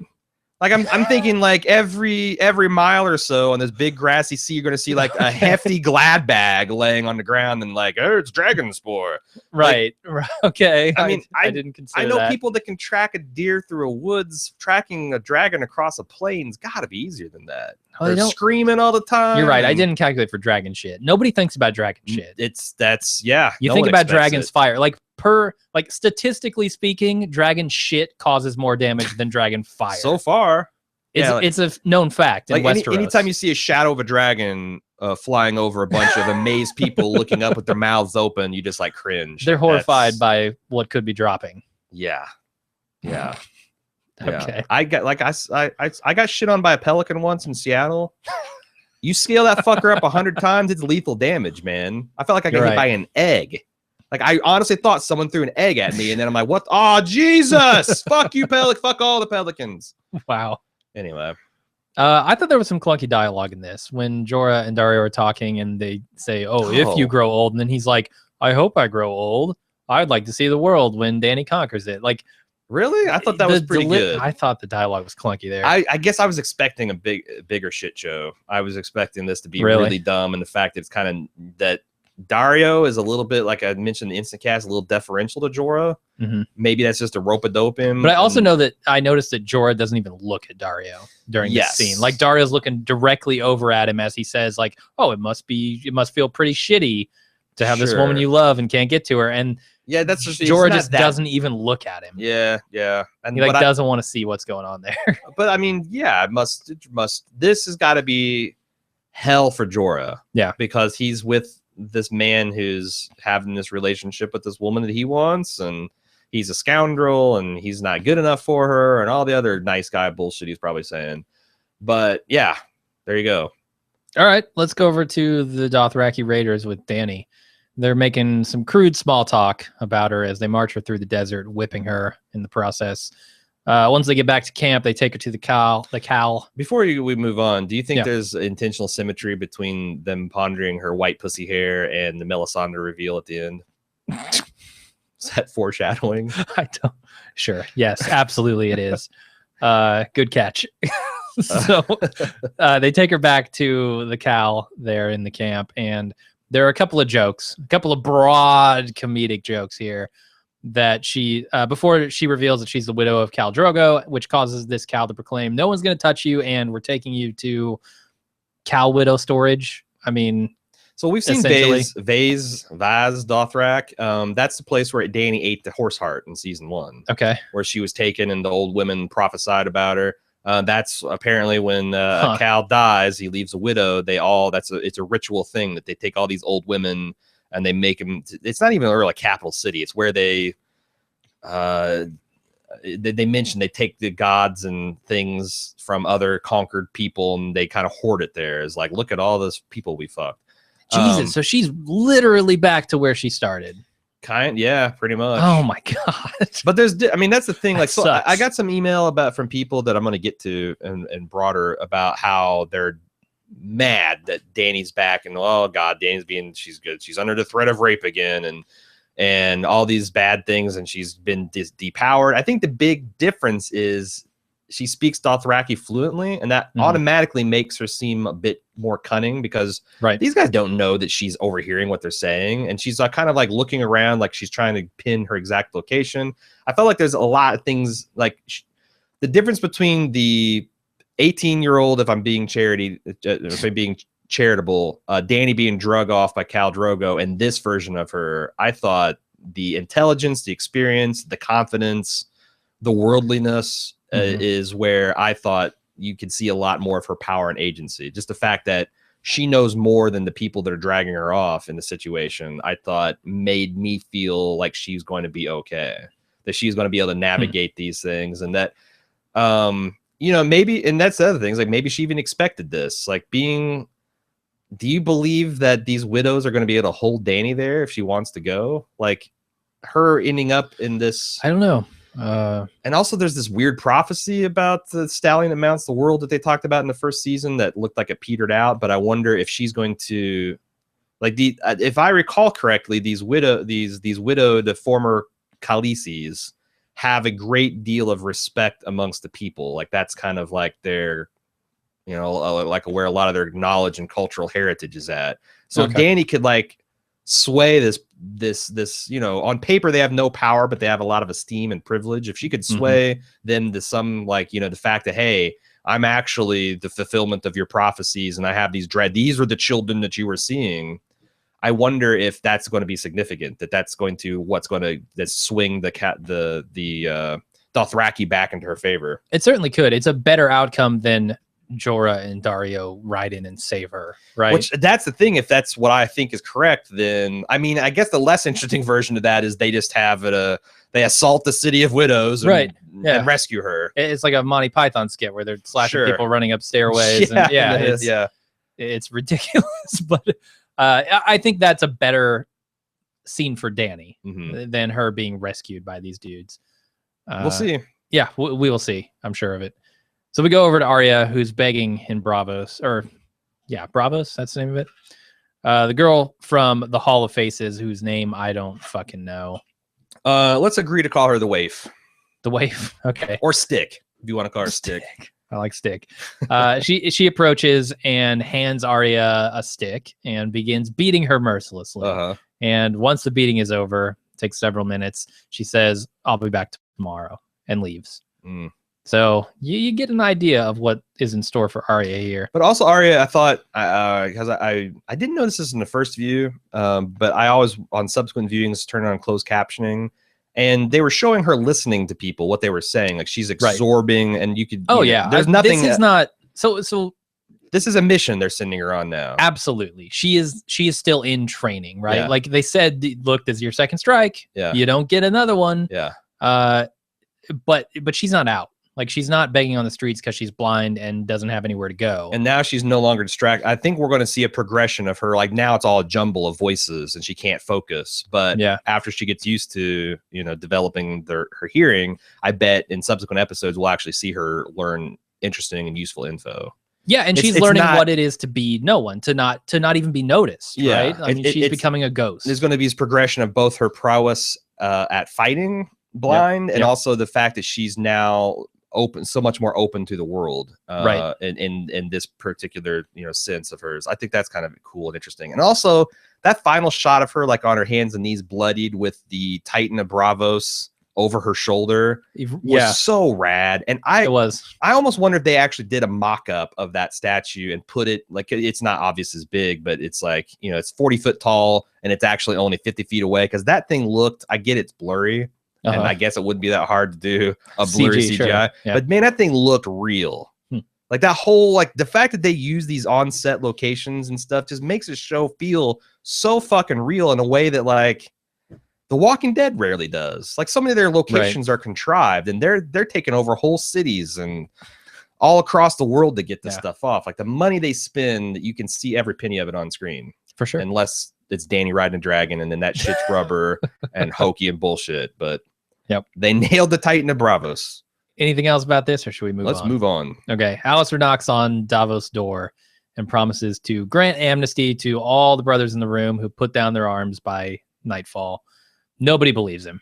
Not a single one. No, fuck no. Yeah, I didn't think so either. Doesn't seem like the kind of guy that would forgive. No. Although, we're both knights, and that's a Jon Snow move, not a Thorne move. Jon Snow would forgive the people who, and that's the thing. They're not even traitors. They're loyalists. It's true. You know, but not Alistair. So Davos suggests that maybe the Red Woman might be able to help him out. And then we cut to the Red Woman. She takes off all her clothes. We see the beautiful Melisandre we're familiar with. She takes off the necklace and turns into a hideous old skin bag. Well, she turns into an old woman. I don't know. The oldest of women. I mean, it's not just old woman. Yeah, well, that's where we're all headed. If we're lucky. If we're lucky. This is what Daario's going to look like. Everybody like, oh, this old woman's, you're all going to be looking like your balls are going to be hitting the toilet water when you go take a shit. Your boobs are going to sag down to your knees. This is where we're all headed before the grave. If we're lucky, we live a long time. You're right. If I live to 110, I'll look exactly. I'll have the same tits and everything. You probably will. I will. So a lot of questions about this scene. Although I've seen you with your shirt off, your nipples aren't nearly as high up on your chest as hers are. No, well, I've always thought that most of the bodies in this show, I know this is really pure, are enhanced. No, I've always thought that they've taken care to have like mostly natural bodies, but like, well, most of the women in this show are like 20. So, well, even still, like, can you not tell the difference between bolted on pair of titties and natural? I'm saying it's a little more obvious when you're. I feel like you're in your 40s. That's the thing, that she's definitely an enhanced specimen, I would say. I think so. If not, hats off. I mean, Hodor got to wear a prosthetic cock that makes him look like a giant. That's true. So it's like, it's only fair. You got enhancements for everyone. So do we want to talk about? Do we want to talk about this necklace, because it's a thing that everyone's talking about? I mean, it flashed red. It's like it flashed red, and notably when she took it off, she turns into the older version of Melisandre, the less attractive version. Now, we've seen her with her necklace off before. Yeah, and right in that scene you mentioned very early on in the podcast. Yes. Where she's taking a bath in season 4. Yes. Does not have the necklace on, but still looks like hot Melisandre. Uh-huh. So why the change this time? So, number one, it could just be a continuity error. Okay. I mean, it's just... She forgot to put the actress didn't put the necklace on in the bath. That. Just the double Ds weren't even thinking of that. The fact that Melisandre's got this thing going on and George like dropped a note to him. That's a possibility. From the interviews I've seen with him, it doesn't appear that that's the possibility. The other thing is, I think, so it's interesting because that happened in season 4 and people wrote in on the spoiler cast and I kind of poo-pooed it. Like, they're like, oh, maybe Selyse got to see the true, because it kind of looked like she was shocked or whatever. And I still to this day think that the faces she was making was because she was trying to pussyfoot around to asking the question of whether you fucked my husband or whether you had to use a potion on him, and she was uncomfortable with the conversation. Right. But now I feel like, maybe there's two possibilities. Number one, the whole conversation was about Selyse didn't need the tricks and the glamour to see the quote unquote truth. And Melisandre spouting all this about this is all just flesh. It's not the real thing. It could be, if we're looking back in hindsight, that yes, Selyse did see that she used this old crone, but it didn't matter because she saw the true prophet of the Lord of the Light, and she didn't need the glamour to accept it. But we, with our, looking through the cameras, I guess, did see the fiction. I feel slightly cheated by that. Secondly, if you real carefully as they show, or real quickly as they show the scene, and this scene is great because I love the old timey brass mirror and how kind of creepy that was when you became aware that it's this old woman, and it's just kind of like send tingles up my spine. But they pan over a bunch of vials that look like they were like in various stages of empty. And before she laid down the ruby, and in the previous scene with Selyse, she actually had Selyse fetch her one of her vials after she explained that all these things are magical and they glamour, and she put the potion into her bath and then like had a physical reaction, like like power entering her. It could be that it's the potion doing it. Yeah. And maybe that I could spin. How much bullshit do you want me to spin here, Jim? Right. All of it. No. Like, it could be that crystal's an emergency backup and she's running out. It could be that she's saving up all of her Lord of the Light juice to do something crazy with Jon Snow. Right. It could be that this is just a woman's bedtime routine. Right. Yeah. My girlfriend takes her makeup off at night and she doesn't look like she's 400 years old, but that's the thing that women do. Like, why do you want to sleep with all this shit on you and go to bed as hot Melisandre? Of course. And I think the most important thing here to see is the flash of the necklace, right? I mean, they clearly want us to notice it. They want us to know that this necklace has something to do with Melisandre and her powers. And I don't know what. I don't think anybody knows what. Yeah, exactly. That's an accurate statement. So I'm just looking forward to seeing more of it, seeing what happens there. Yeah. I also think it just shows, again, the theme of her just being beat down. And if you recall in our conversation with Thoros of Myr, he said that like it was at the point where I was at my lowest of the faith and I didn't even believe in the Red God. that I accidentally resurrected my best friend. So Right. not my best friend, but whoever, you know, my comrade in arms. I wonder if they're setting up a parallel for that too. Could be. I mean, there's lots of possibilities and theories here. Yeah. Pick which one and we'll see who's right. Right. But yeah, no, it's that is super important though, to realize how disenfranchised, how disheartened Melisandre feels at this moment. Pretty low. Yeah. Also, so she's going to sleep.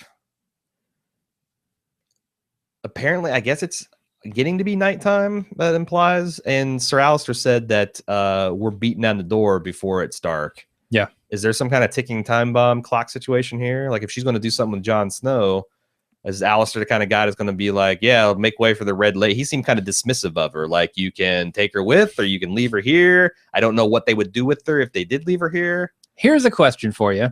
Let's say Melisandre is gassing up to take a run at resurrecting Jon Snow. Yep. Okay? Mm-hmm. She's going to bring back Jon Snow from death. How does that change the equation? They're still locked in this room. They're still outnumbered. Alistair Thorne probably will kill Jon Snow a second time, I imagine.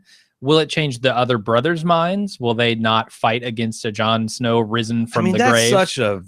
These people have not dealt with any. I mean, they've dealt with the. I guess the other thing is they're prejudiced against things come back from the dead. Right. They seem like they're prejudiced against. Uh-huh. So like, I could see it going any way. Like, and that's the other things. Like, at what point do we say Jon Snow's just dead? Like 5 episodes in the season. Probably, yeah. It depends on how many more times we see scenes at Castle Black, but yeah. I think the more we see at Castle Black and the less we see Jon Snow coming back from the dead, we can start to deduce maybe he's gone. That's the other thing. I guess I was pleased because in my heart of hearts, I was thinking, okay, Aaron, brace yourself for Jon Snow just coming back to life in like the first 50 minutes of the show, which I thought would have been dumb. Yeah. I thought that'd have been like Walking Dead levels of bullshit plot, you know. I was actually relieved to see that they're giving this time to fester and build and us to wonder really what the hell's going on. Right. So, you know, I guess that's another perspective I came from, is I was expecting things to be a lot crazier and dumber. And I was pleasantly surprised that everything held together. And I thought, again, great episode to set up what's sure to be a barn burner of a next episode. Right. And it handily explains why, you know, Jon's body wouldn't be burned, like all of this stuff. They just got to it before. I get there's some feedback on that. I mean, I don't know why they leave him out there. That's the question. But I think there's some easy you can hand wave away, but they didn't, you know. Right. Anytime I'm getting to the point where I'm saying the show's I'm mentally hand waving away 3 or 4 objections, I got to give credit to the other side. It's like, yeah, that is some of that stuff needs to be addressed in show. Not all of it, but this is the 4th time I think I've said, well, you can easily, but yeah, well, it's the 4th time it's not as easy. Right. But I don't know. We'll talk about some more of that in the feedback. Yeah. Speaking of feedback, why don't we get to feedback? You can send feedback to GameOfThrones@baldmove.com or get on our forums@baldmove.com. Remember, everything's segregated from spoilers, non-spoilers. I know we're getting close to the being beyond the books, but we're still not quite there. So help me and Jim out by clearly marking your spoiler discussions and stick to the spoiler thread if you want to talk about shit happening in the books or theories based on book speculation. Anyway, going on to feedback, Chris Z has a theory for us. Since Valyrian steel is supposedly forged from spells and dragonfire, which is a supposed thing, isn't it possible that someone such as Dany could quote unquote break the wheel by destroying the Iron Throne with dragonfire, thereby transforming that steel into Valyrian swords? Perhaps with an assist from Sam and his studies of the books and or the scrolls or whatever. Mm-hmm. Or maybe we're halfway there anyway. He did some wiki research, said the Iron Throne is supposedly formed from the 1,000 swords that were surrendered to Aegon before the War of the Conquest, or after the War of the Conquest, were then melted down by fiery breath of Aegon's dragon before being beaten and made into a throne. So maybe the Lannisters and Baratheons have been sitting on the ultimate weapon all along. Yeah, I mean, that's popular speculation. Right. I've wondered about that for a long time now. The Iron Throne will literally be like this vast repository of awesome magical White and White Walker weapons. It just never seemed to me like that was enough. Like there's not enough material there to make enough didn't swords to Littlefinger make a say that difference he in the counted battle. once and there was like 300 some, so it's not even 1,000. It's not going to turn the tide of the battle. Like that's the thing. I mean, maybe if you get them strategically into the right hands of the people who can kill the leaders of the White Walkers. Instead of going swords, you make them into arrowheads? Okay, all right. Because how many White Walkers are there anyway? There's a shit ton of whites, but no, I mean that's a fairly popular piece of speculation. And somehow the fact that the Iron Throne that everyone's chasing will be centrally important in some weird kind of way this way, but we'll have to see. Double Aaron T says, can we get a weekly worry meter for whether Jon Snow will return, with 10 being the most worried? I'd say I'm already at a 5 or 6. How about you guys? Jesus, I'm at a 3. Yeah, it's pretty low so far. 2 to 3.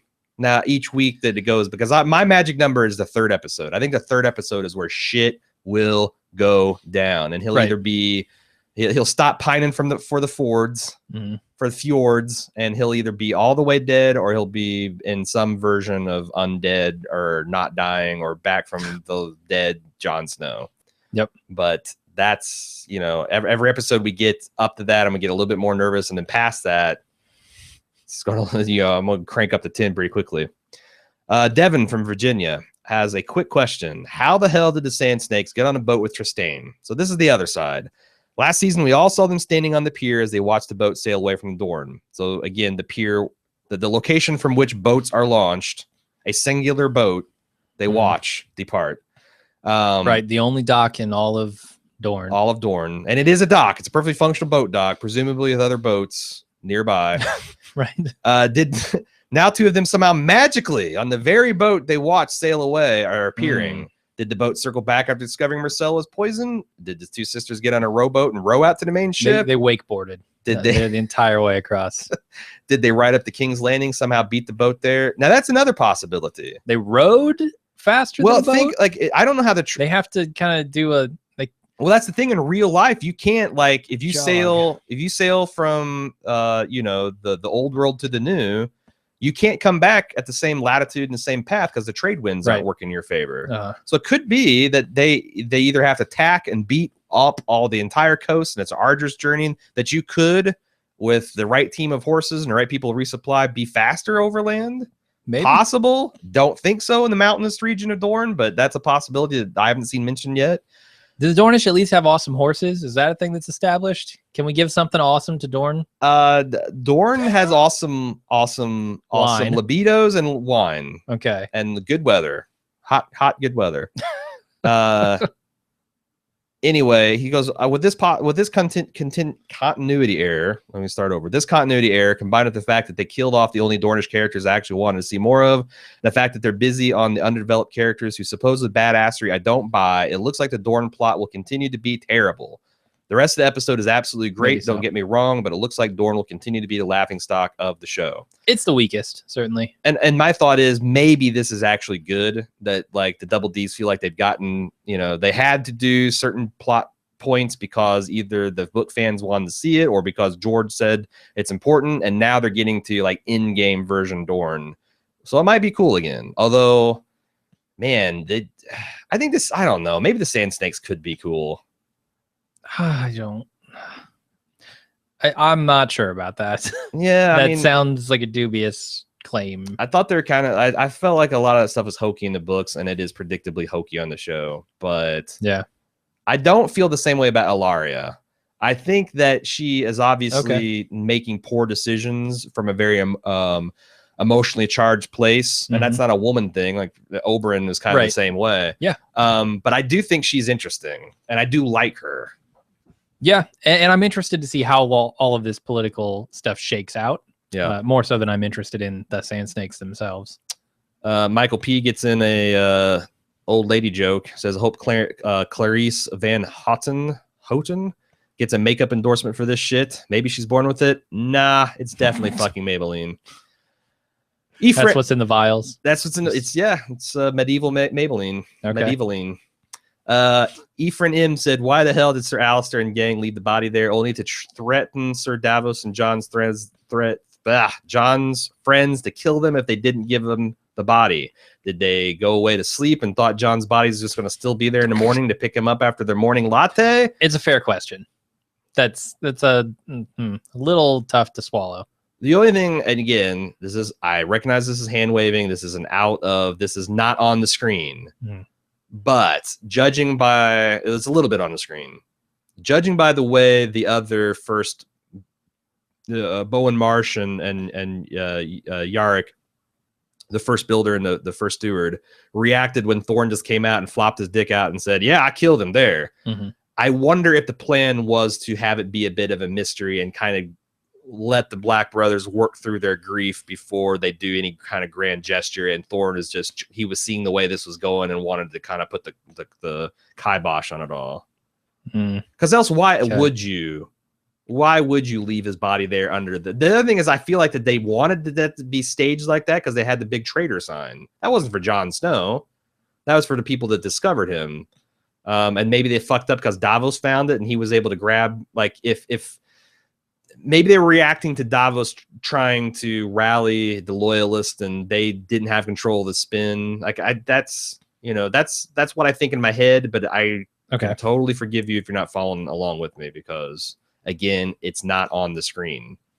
Right. With the short runtime, maybe we could have seen a scene of Thorne before that thing where they're all talking about, oh, Jesus, we meant this to happen and what now? Yeah, we didn't think far enough ahead. Yeah, like that could have been a nice 30-second scene that would have answered those questions, and it wasn't there. So yeah.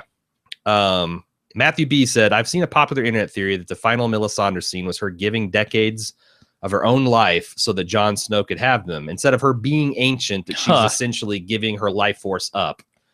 Okay. Well, this seems like a reasonable idea. I'd like to actually, that's the first time I'd actually seen that. So rapid aging. That's kind of cool. Yeah. Like in the Princess Bride, like right. 50 years of your life kind of sense. I have to propose 2 other alternate theories on this final scene. Matthew says, A, this is just what she does every night before she goes to sleep. Yep, sure. There you go. That's the taking her makeup off angle. B, the scene depicts her just giving up. Her image and her youth, much like her faith, have turned out to be nothing more than illusion. The scene is her giving up the illusion and walking away from the faith. If B is true, though, there's no way she can revive Jon Snow. However, I actually think the show can go on without him. When Jon first died, I always believed he would come back to life simply because with him gone, there would be no more characters or plot lines that we would care about at the Wall. I'm happy to see I was mistaken. The plot of Davos and the few loyal brothers, a direwolf and Ed returning with the wildlings, is as captivating as a plot line at the Wall that I can think of. Yeah. I'd like to see Jon return. I no longer think it's essential to the plot at the Wall. That's fair. I agree. Yeah, I'm on board with Davos. Like, I don't want him to die. I always thought Davos was cool. I don't give a shit about those other brothers because I don't know them well enough. But Davos, yeah, got to be saved. Tall guy and shorty. I've always been fans of them. Okay. So the other thing is, like, I think again, just remember what Tharo said about him losing faith and how he came to his first resurrection. This could actually be playing right into their hands. So I don't know that that's. I agree with him as far as that this means Jon Snow can't come back. Matt B said, I was an avid book reader and now I have this season. I'm finding this season's making me very anxious. I was actually one of the strange people who read the book first before HBO made the series. The entire time I've been able to sit back and act like I'm better than everyone because I knew where the story was going. This first episode filled me with anxiety. Is this what it's like for people who hadn't read the books? What are those people doing? This is horrible. I can't handle all these emotions. It left me wondering if I read the books just so I wouldn't watch the show in a constant state of fear. I guess my question would be, like, is this not happening to you in the books? Like, I put the books down for weeks after the Red Wedding because I'm just like, you know what? Fuck you, Martin. Fuck you. Fuck your story. I'm out. I don't want any more. Yeah. I came back to it, but I've had strong emotional reactions to shit that I've read in the show or in these books. It's just that, now you're getting them. I guess that makes sense. Something like in the screen that you can see is easier to get wrapped up in than reading. I don't know, because there's a lot of gaps and stuff that your imagination fills in that can't be portrayed as well on the screen, right? Like, I think they're both equally as vivid. I don't know that I feel like TV is a better medium inherently. Because I agree, because like you can get so in your own head with the books that it's so real that the emotional connection is super strong. But on the other hand, music fucking helps. Like if they ever if they ever develop the ability to subliminally play some sad ass music while you're reading a book, it might be game over. That's you know, we have a sponsor today that may or may not be able to do that for you. Oh, so how I don't know why audiobooks don't do this, frankly. Because no one can read like at this. I think it pissed book readers off if they started making it more of a radio show. And also, you can't read at the speed of TV, right? So you've got this guy reading to you paragraph after paragraph. It's a 15-minute long score for one scene. Yeah, it would be a nightmare. That would be evil though if they Audible started piping in like sad or angry or whatever music. Right, the Rains of Castamere, just over and over. I would have never picked the book back up again. Yeah. Carlos P says, if Melisandre is 1,000 years old, then that potentially gives her validity to the claim of being a prophetess. Okay, fair enough. I don't know where he gets this 1,000 years. She looks like it. I think she looked like the fucking crypt keeper. She would, yeah. Okay. If she's a legit prophet, so let's just run with that she's old. Okay. 1,000 years, 100 years, couple hundred years, who knows? If she's a legit prophet, contrary to what Davos has been thinking, and if she's really been around for 1,000 or however many years, then wouldn't she be the main source of knowledge for White Walker lore? And if she is the most valuable source of White Walker lore, then maybe she's had a hand in everything thus far. Dragons, Bran, maybe even Winter itself. Can it be possible, being this old, that she's some sort of Gandalf type of figure? Just like Gandalf was one of the overseers of Middle-earth, maybe Melisandre is something like that to the Seven Kingdoms. If she's seen the pieces moving like dragons and White Walkers, maybe she's been trying to prepare for all this, just like Gandalf tells Denethor to light the beacons to call for Rohan's aid. I think this is important because if she's been around for 1,000 years, then she knows what's about to happen because she's seen it happen before. I have a couple problems with this, but I want to get your perspective as a show first watcher. Well, I mean, I don't have any indication as to exactly how old she is. Let's say she's 200 years old. Yep. When did the dragons leave? A couple hundred years ago, about that? So 300 years ago, roughly, is when Aegon came over with his dragons. Okay. And I guess it's been about the last 100 years where the last dragon died. Viable dragon. Maybe not even that long, but those, also those dragons themselves were feeble, like almost like the size of large cats because they're so stunted and just dying off. Right. I guess my main question would be like, what would she know that the general culture doesn't know? Because like, people talk about dragons. People know that dragons existed 100 years ago, right? Is that like is that legend that people like some people don't believe? So there's a couple theories that that the Maesters and the show has done this a little bit, that the Maesters might have had a hand in the dragons, like somehow secretly poisoning them because they didn't like the fact that the Targaryens were so powerful because they had these dragons and they kept getting swept up in their civil war and their family politics, and it's just. And then and then they went on an aggressive magic isn't real campaign. And you know, that's the thing about an illiterate society. In like 2 or 3 generations, you can wipe out knowledge easy. Sure. With a focused effort. Yeah. Yeah. So there's this, and again, there's nothing that's hard and concrete. This is just people reading the books and having way too many years between them to speculate. I also wonder just how much you absorb even being alive at the time. You know, sure. Like if you're not in key positions, if you're not around the action, how much firsthand knowledge do you really have of that time? Sure. But the big thing is even if you say that she's 1,000 years old, my impression is that that's not nearly long enough to remember the White Walkers. Right. Like it's been millennia. There's been 998 Lord Commanders since the wall first got put up. And that was at the end of the Great War. So, but who knows? They seem to drop like flies. So maybe that was 5 months ago. It's true. It's the average lifespan of a Lord Commander once he takes the post is like 2.5 weeks. Seems like it. I do have a question about maesters and politics. Like, okay, so you said they send these maesters out to all these different houses, right? Yeah, and all these different places. Do they actively participate in politics? Because why would they be giving everyone maesters if that were the case? Boy, that's a loaded question, Jim.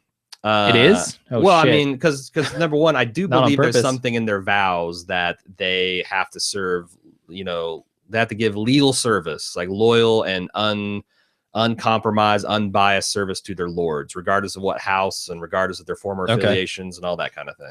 So every house would get a maester if they're following that's those true. vows. I think every house has got a keep essentially. Like, you know, so it's not like not every hedge knight and, you know, up jumps, whatever. Like Bronn's not going to have a maester, even if he gets his fucking castle. Right. Well, maybe. I don't know. I don't know how big the Stokeforths are. Anyway, on the other hand, these guys are men. And they have agendas, and there might be unofficial things that they're supposed to do. I don't know. But that's what I'm saying. It's a great question, because the Citadel and the Maesters and all their order is somewhat kind of mysterious, and with Sam, both in the show and in the books, going to there to study, like that's one of the exciting things. Like, aha, absolutely, we'll actually find out what's going on in his monastic, weird political advisor order. Yeah. I'm excited for that. Let's move on. Stephanie R. First of all, why is Cersei suddenly so zen about the death of her children? Did she take an extra large Xanax in addition to her daily wine that morning? When Joffrey died, she was all about putting heads on spikes, everyone's. And now Jaime tells her that her bestest, purest child and only daughter is dead. And she's like, yup, nothing we can do. It's the prophecy. C'est la vie. Well, I think the prophecy is it, right? Like, she sees this coming to fruition. She doesn't believe she can fight against it. She's devastated. Stephanie says, I'm a much greater fan of the busting down doors Cersei than this mellowed out version. But that's the thing. Like, the prideful, arrogant part of Cersei probably at this point in her life thought that she had beat the witch. Yeah. And in the space of God knows how much time has passed, months or very short years, all this stuff has been reversed on her.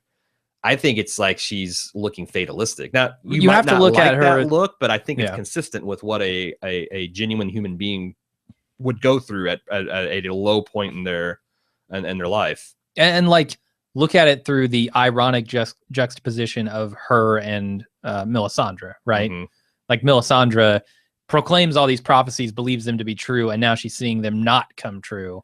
Whereas Cersei always defied this prophecy and thought it wouldn't come true, and now, boom, here it is on her doorstep.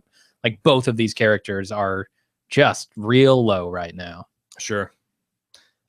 Secondly, why did the traitors who killed Jon Snow not burn his body? Haven't they figured out by now that bodies aren't burned become White Walkers? Why would they just leave him in the snow? So that's a question. Why wouldn't they burn his body? I thought, does this ring a bell to you? I thought it was established on the show that it's only if you were killed by a White or White Walker. It's kind of as a zombie thing. It's not, well, zombies not in The Walking Dead. Like, if you die in this world, you do not come back as a White. It's something that the White Walkers have to do to you. Right. So in absence of that, I don't know. Remember the guy that came back to life at Castle Black? They'd gotten from, you know, they'd gotten his body from north of the Wall. Right. So I'm trying to think of an example where someone whited out with no previous engagement with the White Walker. Sure.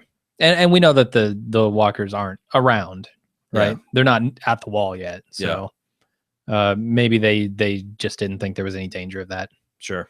I don't know. I mean, like I said, there's the fifth thing I've been hand waving away. Sheem says, I'm a bit confused. The old woman that told Cersei, wait a second. Okay. Sorry. I thought I'd accidentally left a spoiler in here. It's very confusing. I have like 3 different documents open as I'm compiling this stuff, and it's like I'm just shutting them. Spoiler, not spoiler. Spoiler, not spoiler. I'm a bit confused. The old woman, the witch, told Cersei that 3 of her kids would basically die. Is that prophecy fulfilled now that Joffrey, Marcella, and the unnamed baby she had with Robert all dead, or does the prophecy include Tommen and not the young baby who is also a prince? Please clear this up for me. So if you recall in season 1, one of the ways they humanize Cersei is to have her tell the story to Catelyn about losing a young child to fever. And apparently the only actual baby she had with Robert. Right. I'm wondering if that isn't part of it. Like, wasn't the prophecy like you would have like 3 children with blonde hair and they would have shrouds of gold as well? Was it golden hair, golden hair crowns, which I guess you could interpret either way. I suppose so. I interpret it as hair, which we know all 3 of these do. Well, and I assume a Baratheon baby wouldn't. That scene with her and Catelyn Stark was completely a show fabrication.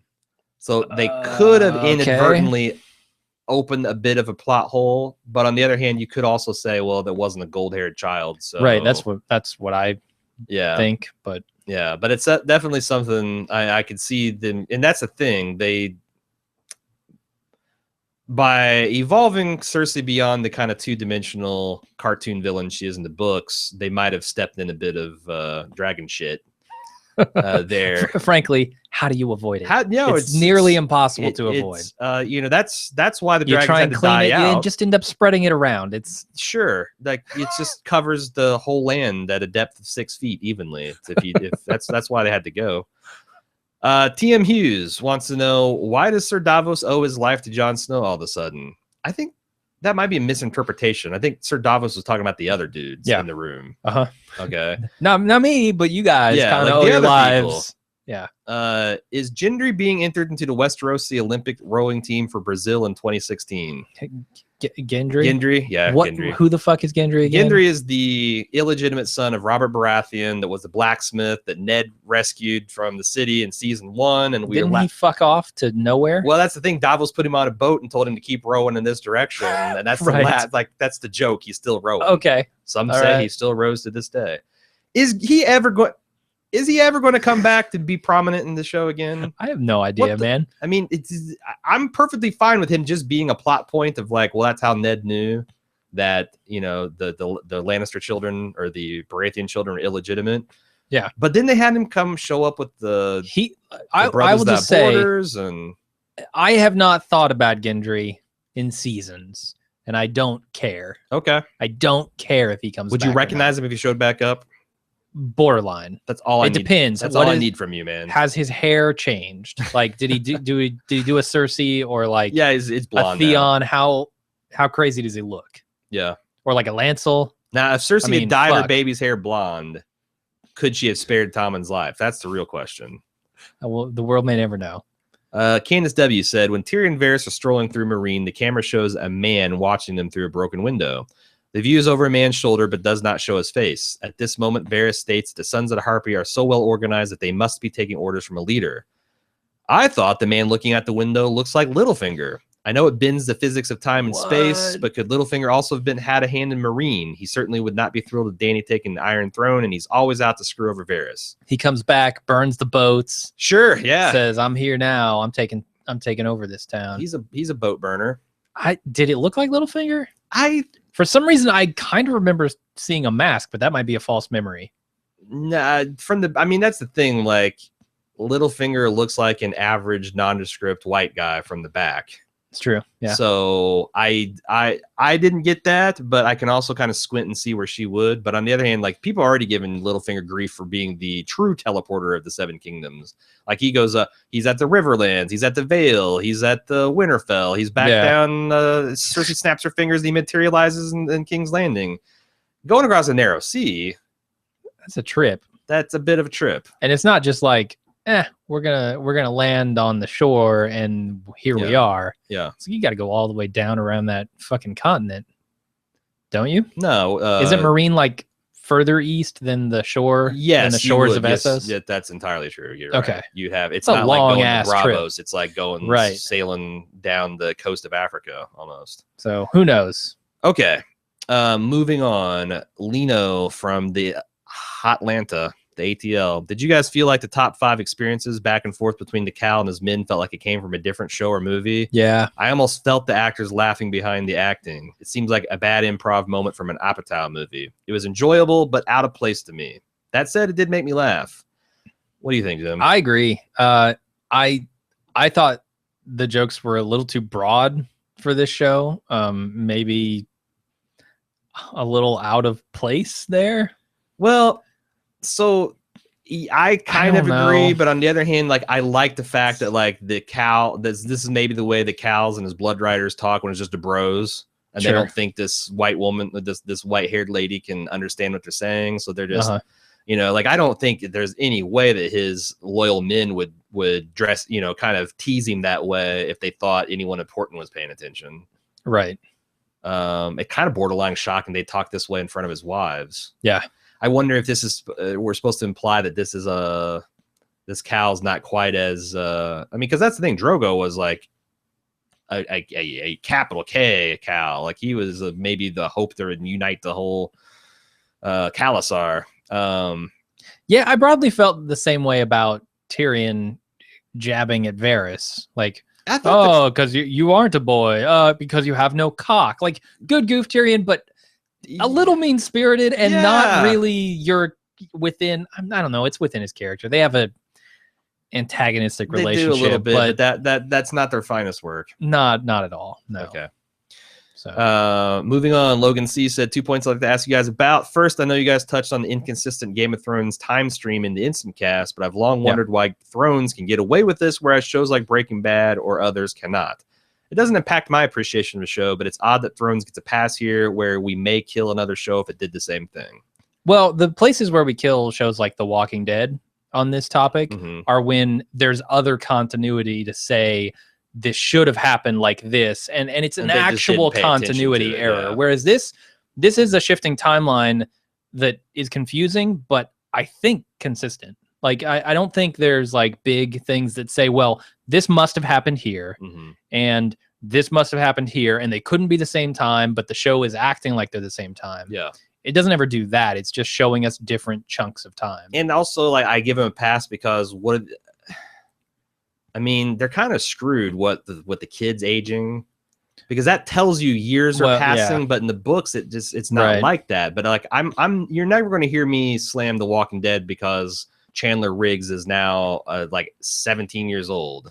Sure. Like, that's the consequence of being on the air for 7-8 years. We might make jokes about it, but I make jokes, but I can't criticize them when they give him material that was appropriate for when he was an 8-year-old, like in the comics. Yeah. But that's the thing, like, and I guess that's the Bran question. When Bran's this hulking, man, Arya and Sansa can still pull off they don't feel like they've aged as much, certainly. And Jon Snow doesn't either, because they were, it's kind of amazing. They actually got really lucky with Arya, because I think so. She was really young, and she could have pulled like a Hermione Granger and like completely transformed, but she still kind of believably plays a very young girl. Yeah, I think so. If you told me that Maisie Williams was 13, 14, I wouldn't be like, get the fuck out of here. Here's the other thing. She's 18, 19 now. The other thing with this show. So I read some horrifying thing. She's got a sex scene in some movie. And I'm like, what the fuck? Right. Arya. Yeah. Arya, you've lost all your innocence. Yeah. Stabbing a man's eyes out and cutting his throat. Yeah. Sex scenes. What's going on? Well, you participate in both violence and well, I'm an American. Okay. I'm much more comfortable with graphic violence and graphic sex. Okay. Absolutely. And we know nothing about the Queen. The other thing about this show and this universe is that the distances are vast. Yes. And travel is fucking boring. Yes. And you never want to see those kind of connecting moments, right? Unless it's Varys and Tyrion riding through the countryside, cracking each other with jokes. And that's the they get away with that with the fantasy stuff, because like same with Star Wars, like, oh, we're at Tatooine, now we're at the core of the galaxy, now we're outside the galaxy. Certainly. I mean, like, do you really want it for them? How many parsecs do you want to see? Exactly. Come on. I think that's why they get away with it, because it's the ambition that you got, it's supposed to be taking place within a year or so, but the kids are visually aging, and what are you going to do? Yeah. Recast the kids? I don't think so. And also the fantasy just kind of makes it a little bit, it's like adding alcohol to, you can drink a Coke, you can drink a rum and Coke. Your evening's going to go a lot different if you go with the rum and Coke, and that's what fantasy does for you. Yep. Secondly, I'm a little tired of the same old story with Dany. Logan continues. Sure, this most recent rendezvous with the Dothraki may lead to something big for her in terms of gaining support, but she does seem to be constantly trudging through Essos with no clear return to Westeros in sight for her. Aeron seemed to be enjoying her arc as of now, but I'm tired of it. Will she ever return? As happenings in Westeros move so quickly, there's constant turnover there. Essos seems to just slow down what should be an integral storyline, that storyline being Dany, the dragons, and Tyrion. Your thoughts? I have been variably bored and excited by Dany's plot over the years, by Dany's role in all this. I think that sums up a lot of people's feelings. Yeah. It's hitting a bit of a lull right now. I don't know that I care to see Dany off doing her thing. I'd much rather see her back in Meereen with Tyrion. Yeah. Trying to conquer this problem that they've got. But I guess I have faith that it'll come back around to something more interesting than just Jorah and Daario ride in and save the day, and then they all go back to Meereen, and this was a big delay. Right. Yeah. Something. I mean, that's the thing is, Once that was much more patient once they got the Marine, because that's something for Dany to do. Right. When Dany was just going around the beggar queen trying to figure out and where's my drag, that got old quick. But now, because I feel like that's the thing, like I would actually find it incredibly unsatisfying if someone rode up with 100 ships right now and be like, let's fuck off to Westeros, because she needs to deal with Marine. They've made this as like, this is her Waterloo. She's either going to figure out how to rule the city, and it's important to her. Like she was a slave herself with no agency, and she does not want, like, it's not good enough to kick over to Hornet's Nest and then leave. She wants to set up something that's enduring. And as much as Arya is being trained right now, Dany is being trained. Yes. I mean, if she's to take over King's Landing and rule, she can't have no experience with a kingdom that large. So ruling the city of Marine and getting a handle on that is important, both to her because of all the motivation she has, but also to the story where she becomes an actual ruler. Now, having said that, knowing what the Double Ds have said recently, with there being perhaps 13 more episodes of plot left for Dany, or for the entire after this season. After this, okay. So you got 10 more. Everyone, calm down. You got 9 more episodes, and then another 7. Okay. And then another 6. Oh no, sorry, another 13. Yeah, another 3, a -5 episodes. Everyone is confused. So you got, after this season, me, you got 13 episodes left. Yeah, it's going to be somewhat shocking if she's not poised to take on Westeros at the end of this season. Like take heart, people. Like if she doesn't leave Westeros here, it's probably, or she doesn't leave for Westeros here, it's probably because she's in a box. Okay. Which, I mean, maybe not take heart, but a werewood box, is it like sure. Yeah, and she'll get resurrected. Oh, they'd have to import that wood, wouldn't it? I guess imported wood's more expensive. They got a free trade agreement with Essos. It's the import's not going to be a problem. I think that the thing's going to be moving quickly, but that's been a joke with us book readers, because we know that she just sits in Marine and does nothing for ever. Like every season, people are like, "Oh my God, Dany's got her ship. She's going." I'm like, "Yeah, wait, just keep." Now I think the joke's on everyone, right? Because man, if she doesn't make it out this season, what the hell?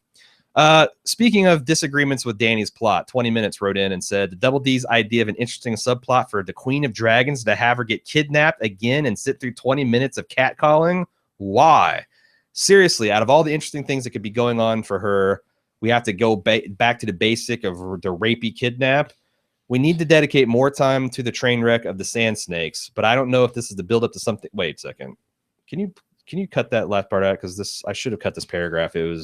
I actually did cut the paragraph. I just missed the first sentence. Okay. Daenerys spent countless episodes clawing her way up, and now all that progress is stripped away from her. Not only that, but why? I swear the Double Ds have some kind of weird rape obsession, because they do their best to fit it into the plot lines of every single female character in some shape or form. You know what? I bet that was a part of every single female's life during those times. Don't kid yourself. It's still a big fear for women today. Absolutely. In the case of Daenerys, sexual violence and threats of sexual violence are more the bread and butter of her character arc than her goddamn dragons. Okay. Now, obviously, I've spent a lot of time talking about this particular subject, and as I explained briefly in my show discussion, I felt like the fundamental difference here, even from Sansa, is that Daenerys knows more than these people do, and she's got the trump card of her. She's the mother of dragons. She's got dragons, and she's got one particular that's roaming the countryside and still feels some kind of loyalty towards her, right, and protectiveness towards her. And she knows the Dothraki culture. She knows she has this. So it's like the whole time they're yucking about what they're going to do to her, and they don't think she's understanding. She's gaining information, engaging the situation, know that she can deal this card off the top of the deck and win, or at least do something with it. And I feel like that it's premature to judge this plot line until we see what happens with her when she gets to Vaes Dothrak. But you're not, I understand why people would be sensitive to this kind of shit looking like it's starting up again. Well, I think that's key. They might almost, in a way, be getting a preemptive start toward where Dany's going. Yeah. Like if she were in Marine at this point and the boats were burning and she weren't yet on her way to finding what I think is a crucial piece of an army that she doesn't quite have yet. Yeah. She has dragons. She has a few thousand Unsullied, if that now. But I don't think that's enough to take King's Landing. I don't think she still doesn't have. Yeah, you're right. She still doesn't have enough. So if this is a way for her to get a Dothraki army, I think they're getting a jump start on that by having the boats burn while she's out already. And see, that's the thing. Like with Khal Drogo, she was getting like the shit renovated. Like this is all someone else's stuff who feels sorry for you, and now she built this shit from the ground up. And that means, like, yes, it's like a return to the same plot that we got in season 1, but her characters change, and what her ownership of the situation has changed. Yeah, But no, the fact that like women got raped in the past, so I don't find that a persuasive reason to have it in every, because like, you know what else? Oh, sure. Yeah. Men stub their toes when they're 25 and got their feet amputated, and they got hernias, and that shit never comes up in fights. So it's like, if we want to talk historical accuracy, but I think they're going for, I would take hope and say they're going for something a little bit more interesting this time, 20 minutes. I hope so, but I can still totally see why this would be pretty boring. Yeah. For a lot of people. Yep. Sparky Z said the wildlings wipe out the knights. Oh, wait, this is, I introduced this poorly. Has some speculation for what he thinks is going to happen based on some of the stuff we said in the preview. He thinks the wildlings going to wipe out the Night's Watch entirely and garrison the wall. Who better to make a determined stand against the White Walkers than people who had seen what the army of the dead can do? The Night's Watch was a failing or perhaps failed institution with no support from Westeros and no prospects of being able to fully garrison the wall. Most of the members of the Watch don't really believe in Grumpkins and Snarks beyond the wall. The Watch was never going to work hand to hand with the wildlings. It's a pathway to citizenship for the wildlings. With the abolition of the Watch, Jon can legitimately ignore those pesky vows way better than the technicality of now his watch has ended loophole nonsense. So this is essentially him saying that, like, instead of the watch is being destroyed and taken up by the wildlings, I think that's kind of an interesting idea.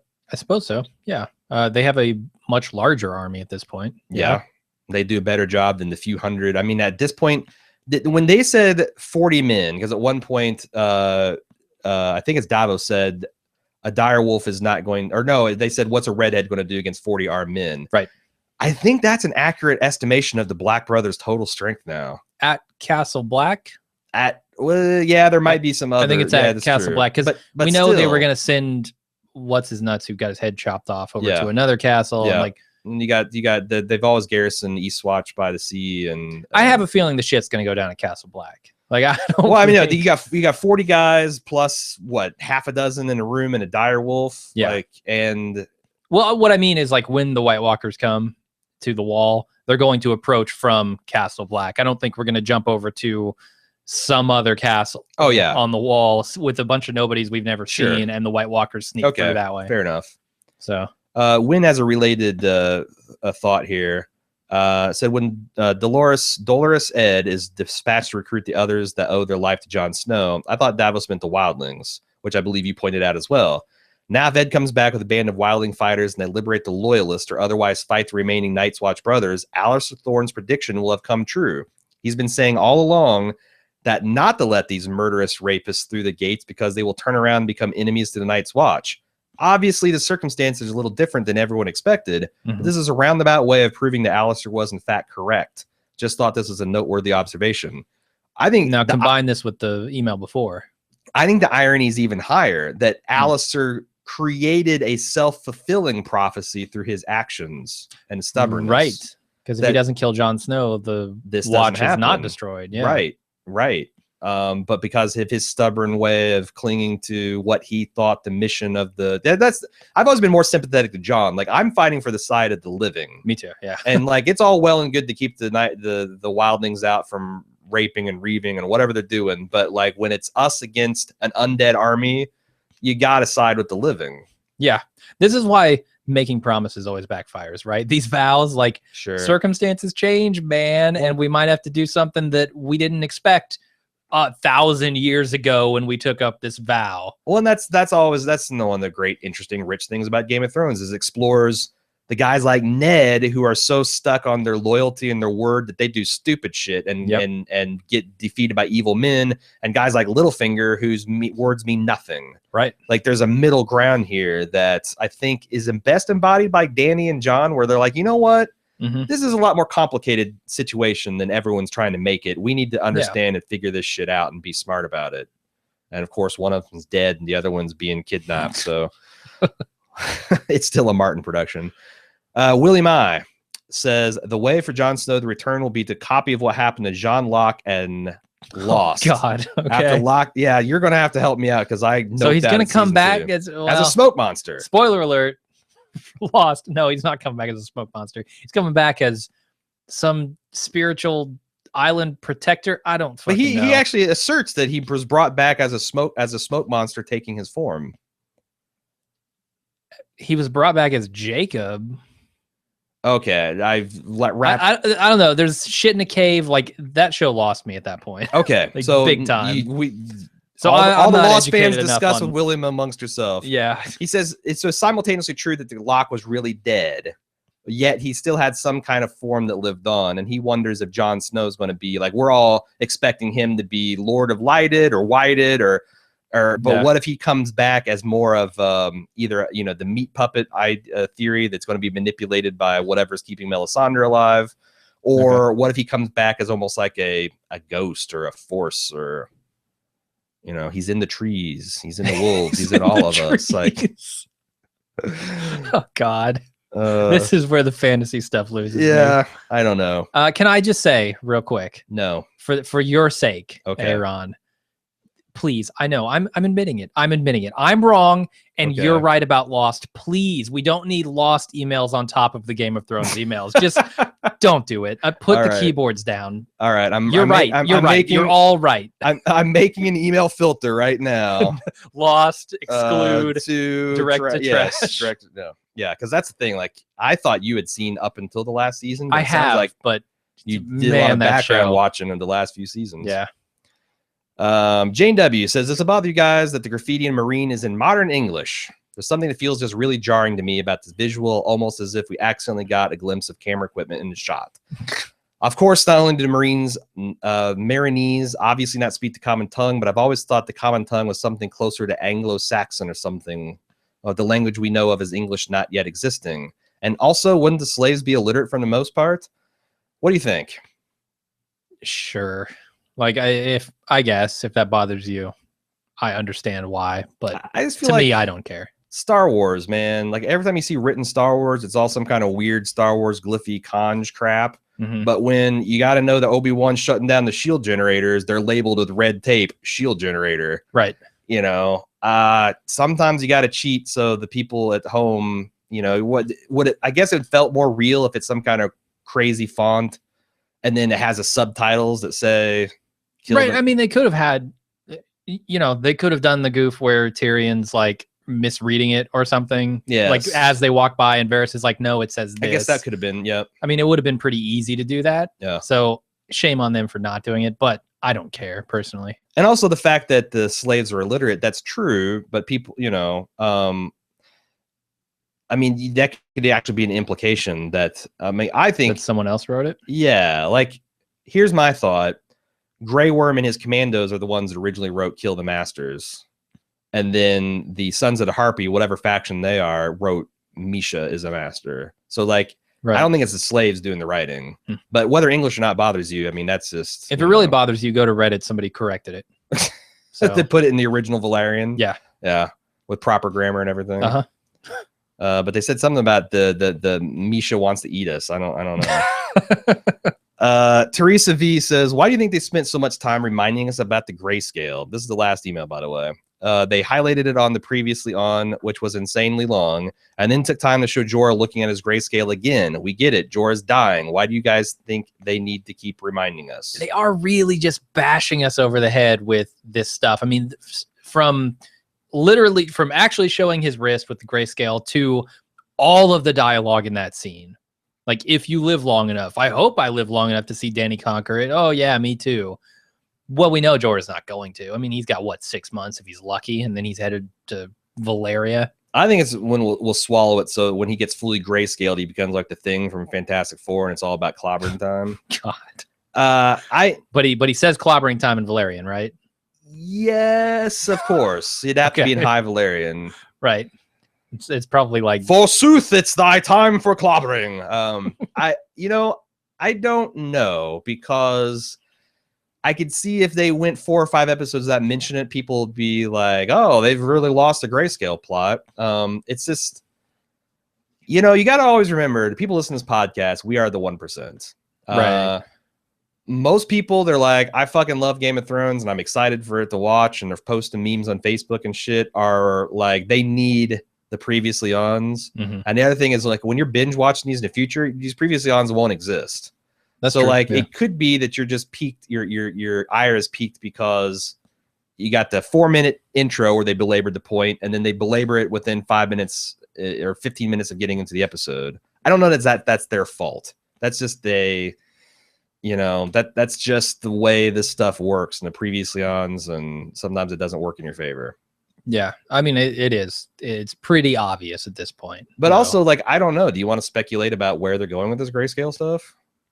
I mean, there's no actual cure. I mean, I guess there kind of is. Well, if you're Stannis. Shireen went into remission.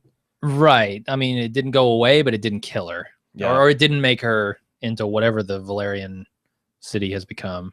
The doomed men. Yeah. The stone men, rather. Right. So I guess there is some kind of treatment for it, but he seems to be just on a mission to rescue Dany, his health be damned. I don't know that he's out trying to cure himself. Do you think there'll be like this petty plot where he deliberately infects Dario? No, that doesn't seem like Jorah. Jorah's done a lot of things that don't seem like Jorah. The only way I could see that is if he thought that Dario wasn't actually trying to help Dany, and wasn't some way working against her. That's the thing. Like, it's in the Game of Thrones universe, it's entirely possible that Dario could legitimately be 100% for the queen and for Jorah to suspect otherwise. Maybe so. And that would be like another tragedy to his character. They haven't set that up yet, but I mean, if they do go that direction, sure, then I could see it.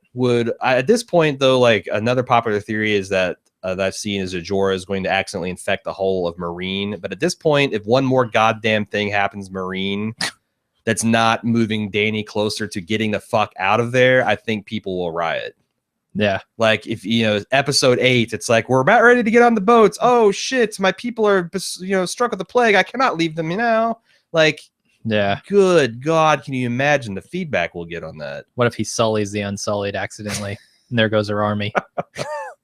They grow stone penises to replace their lost limbs. And that's how Grey Worm and the Missandei are going to get together. He's going to have a brand new stone penis and balls.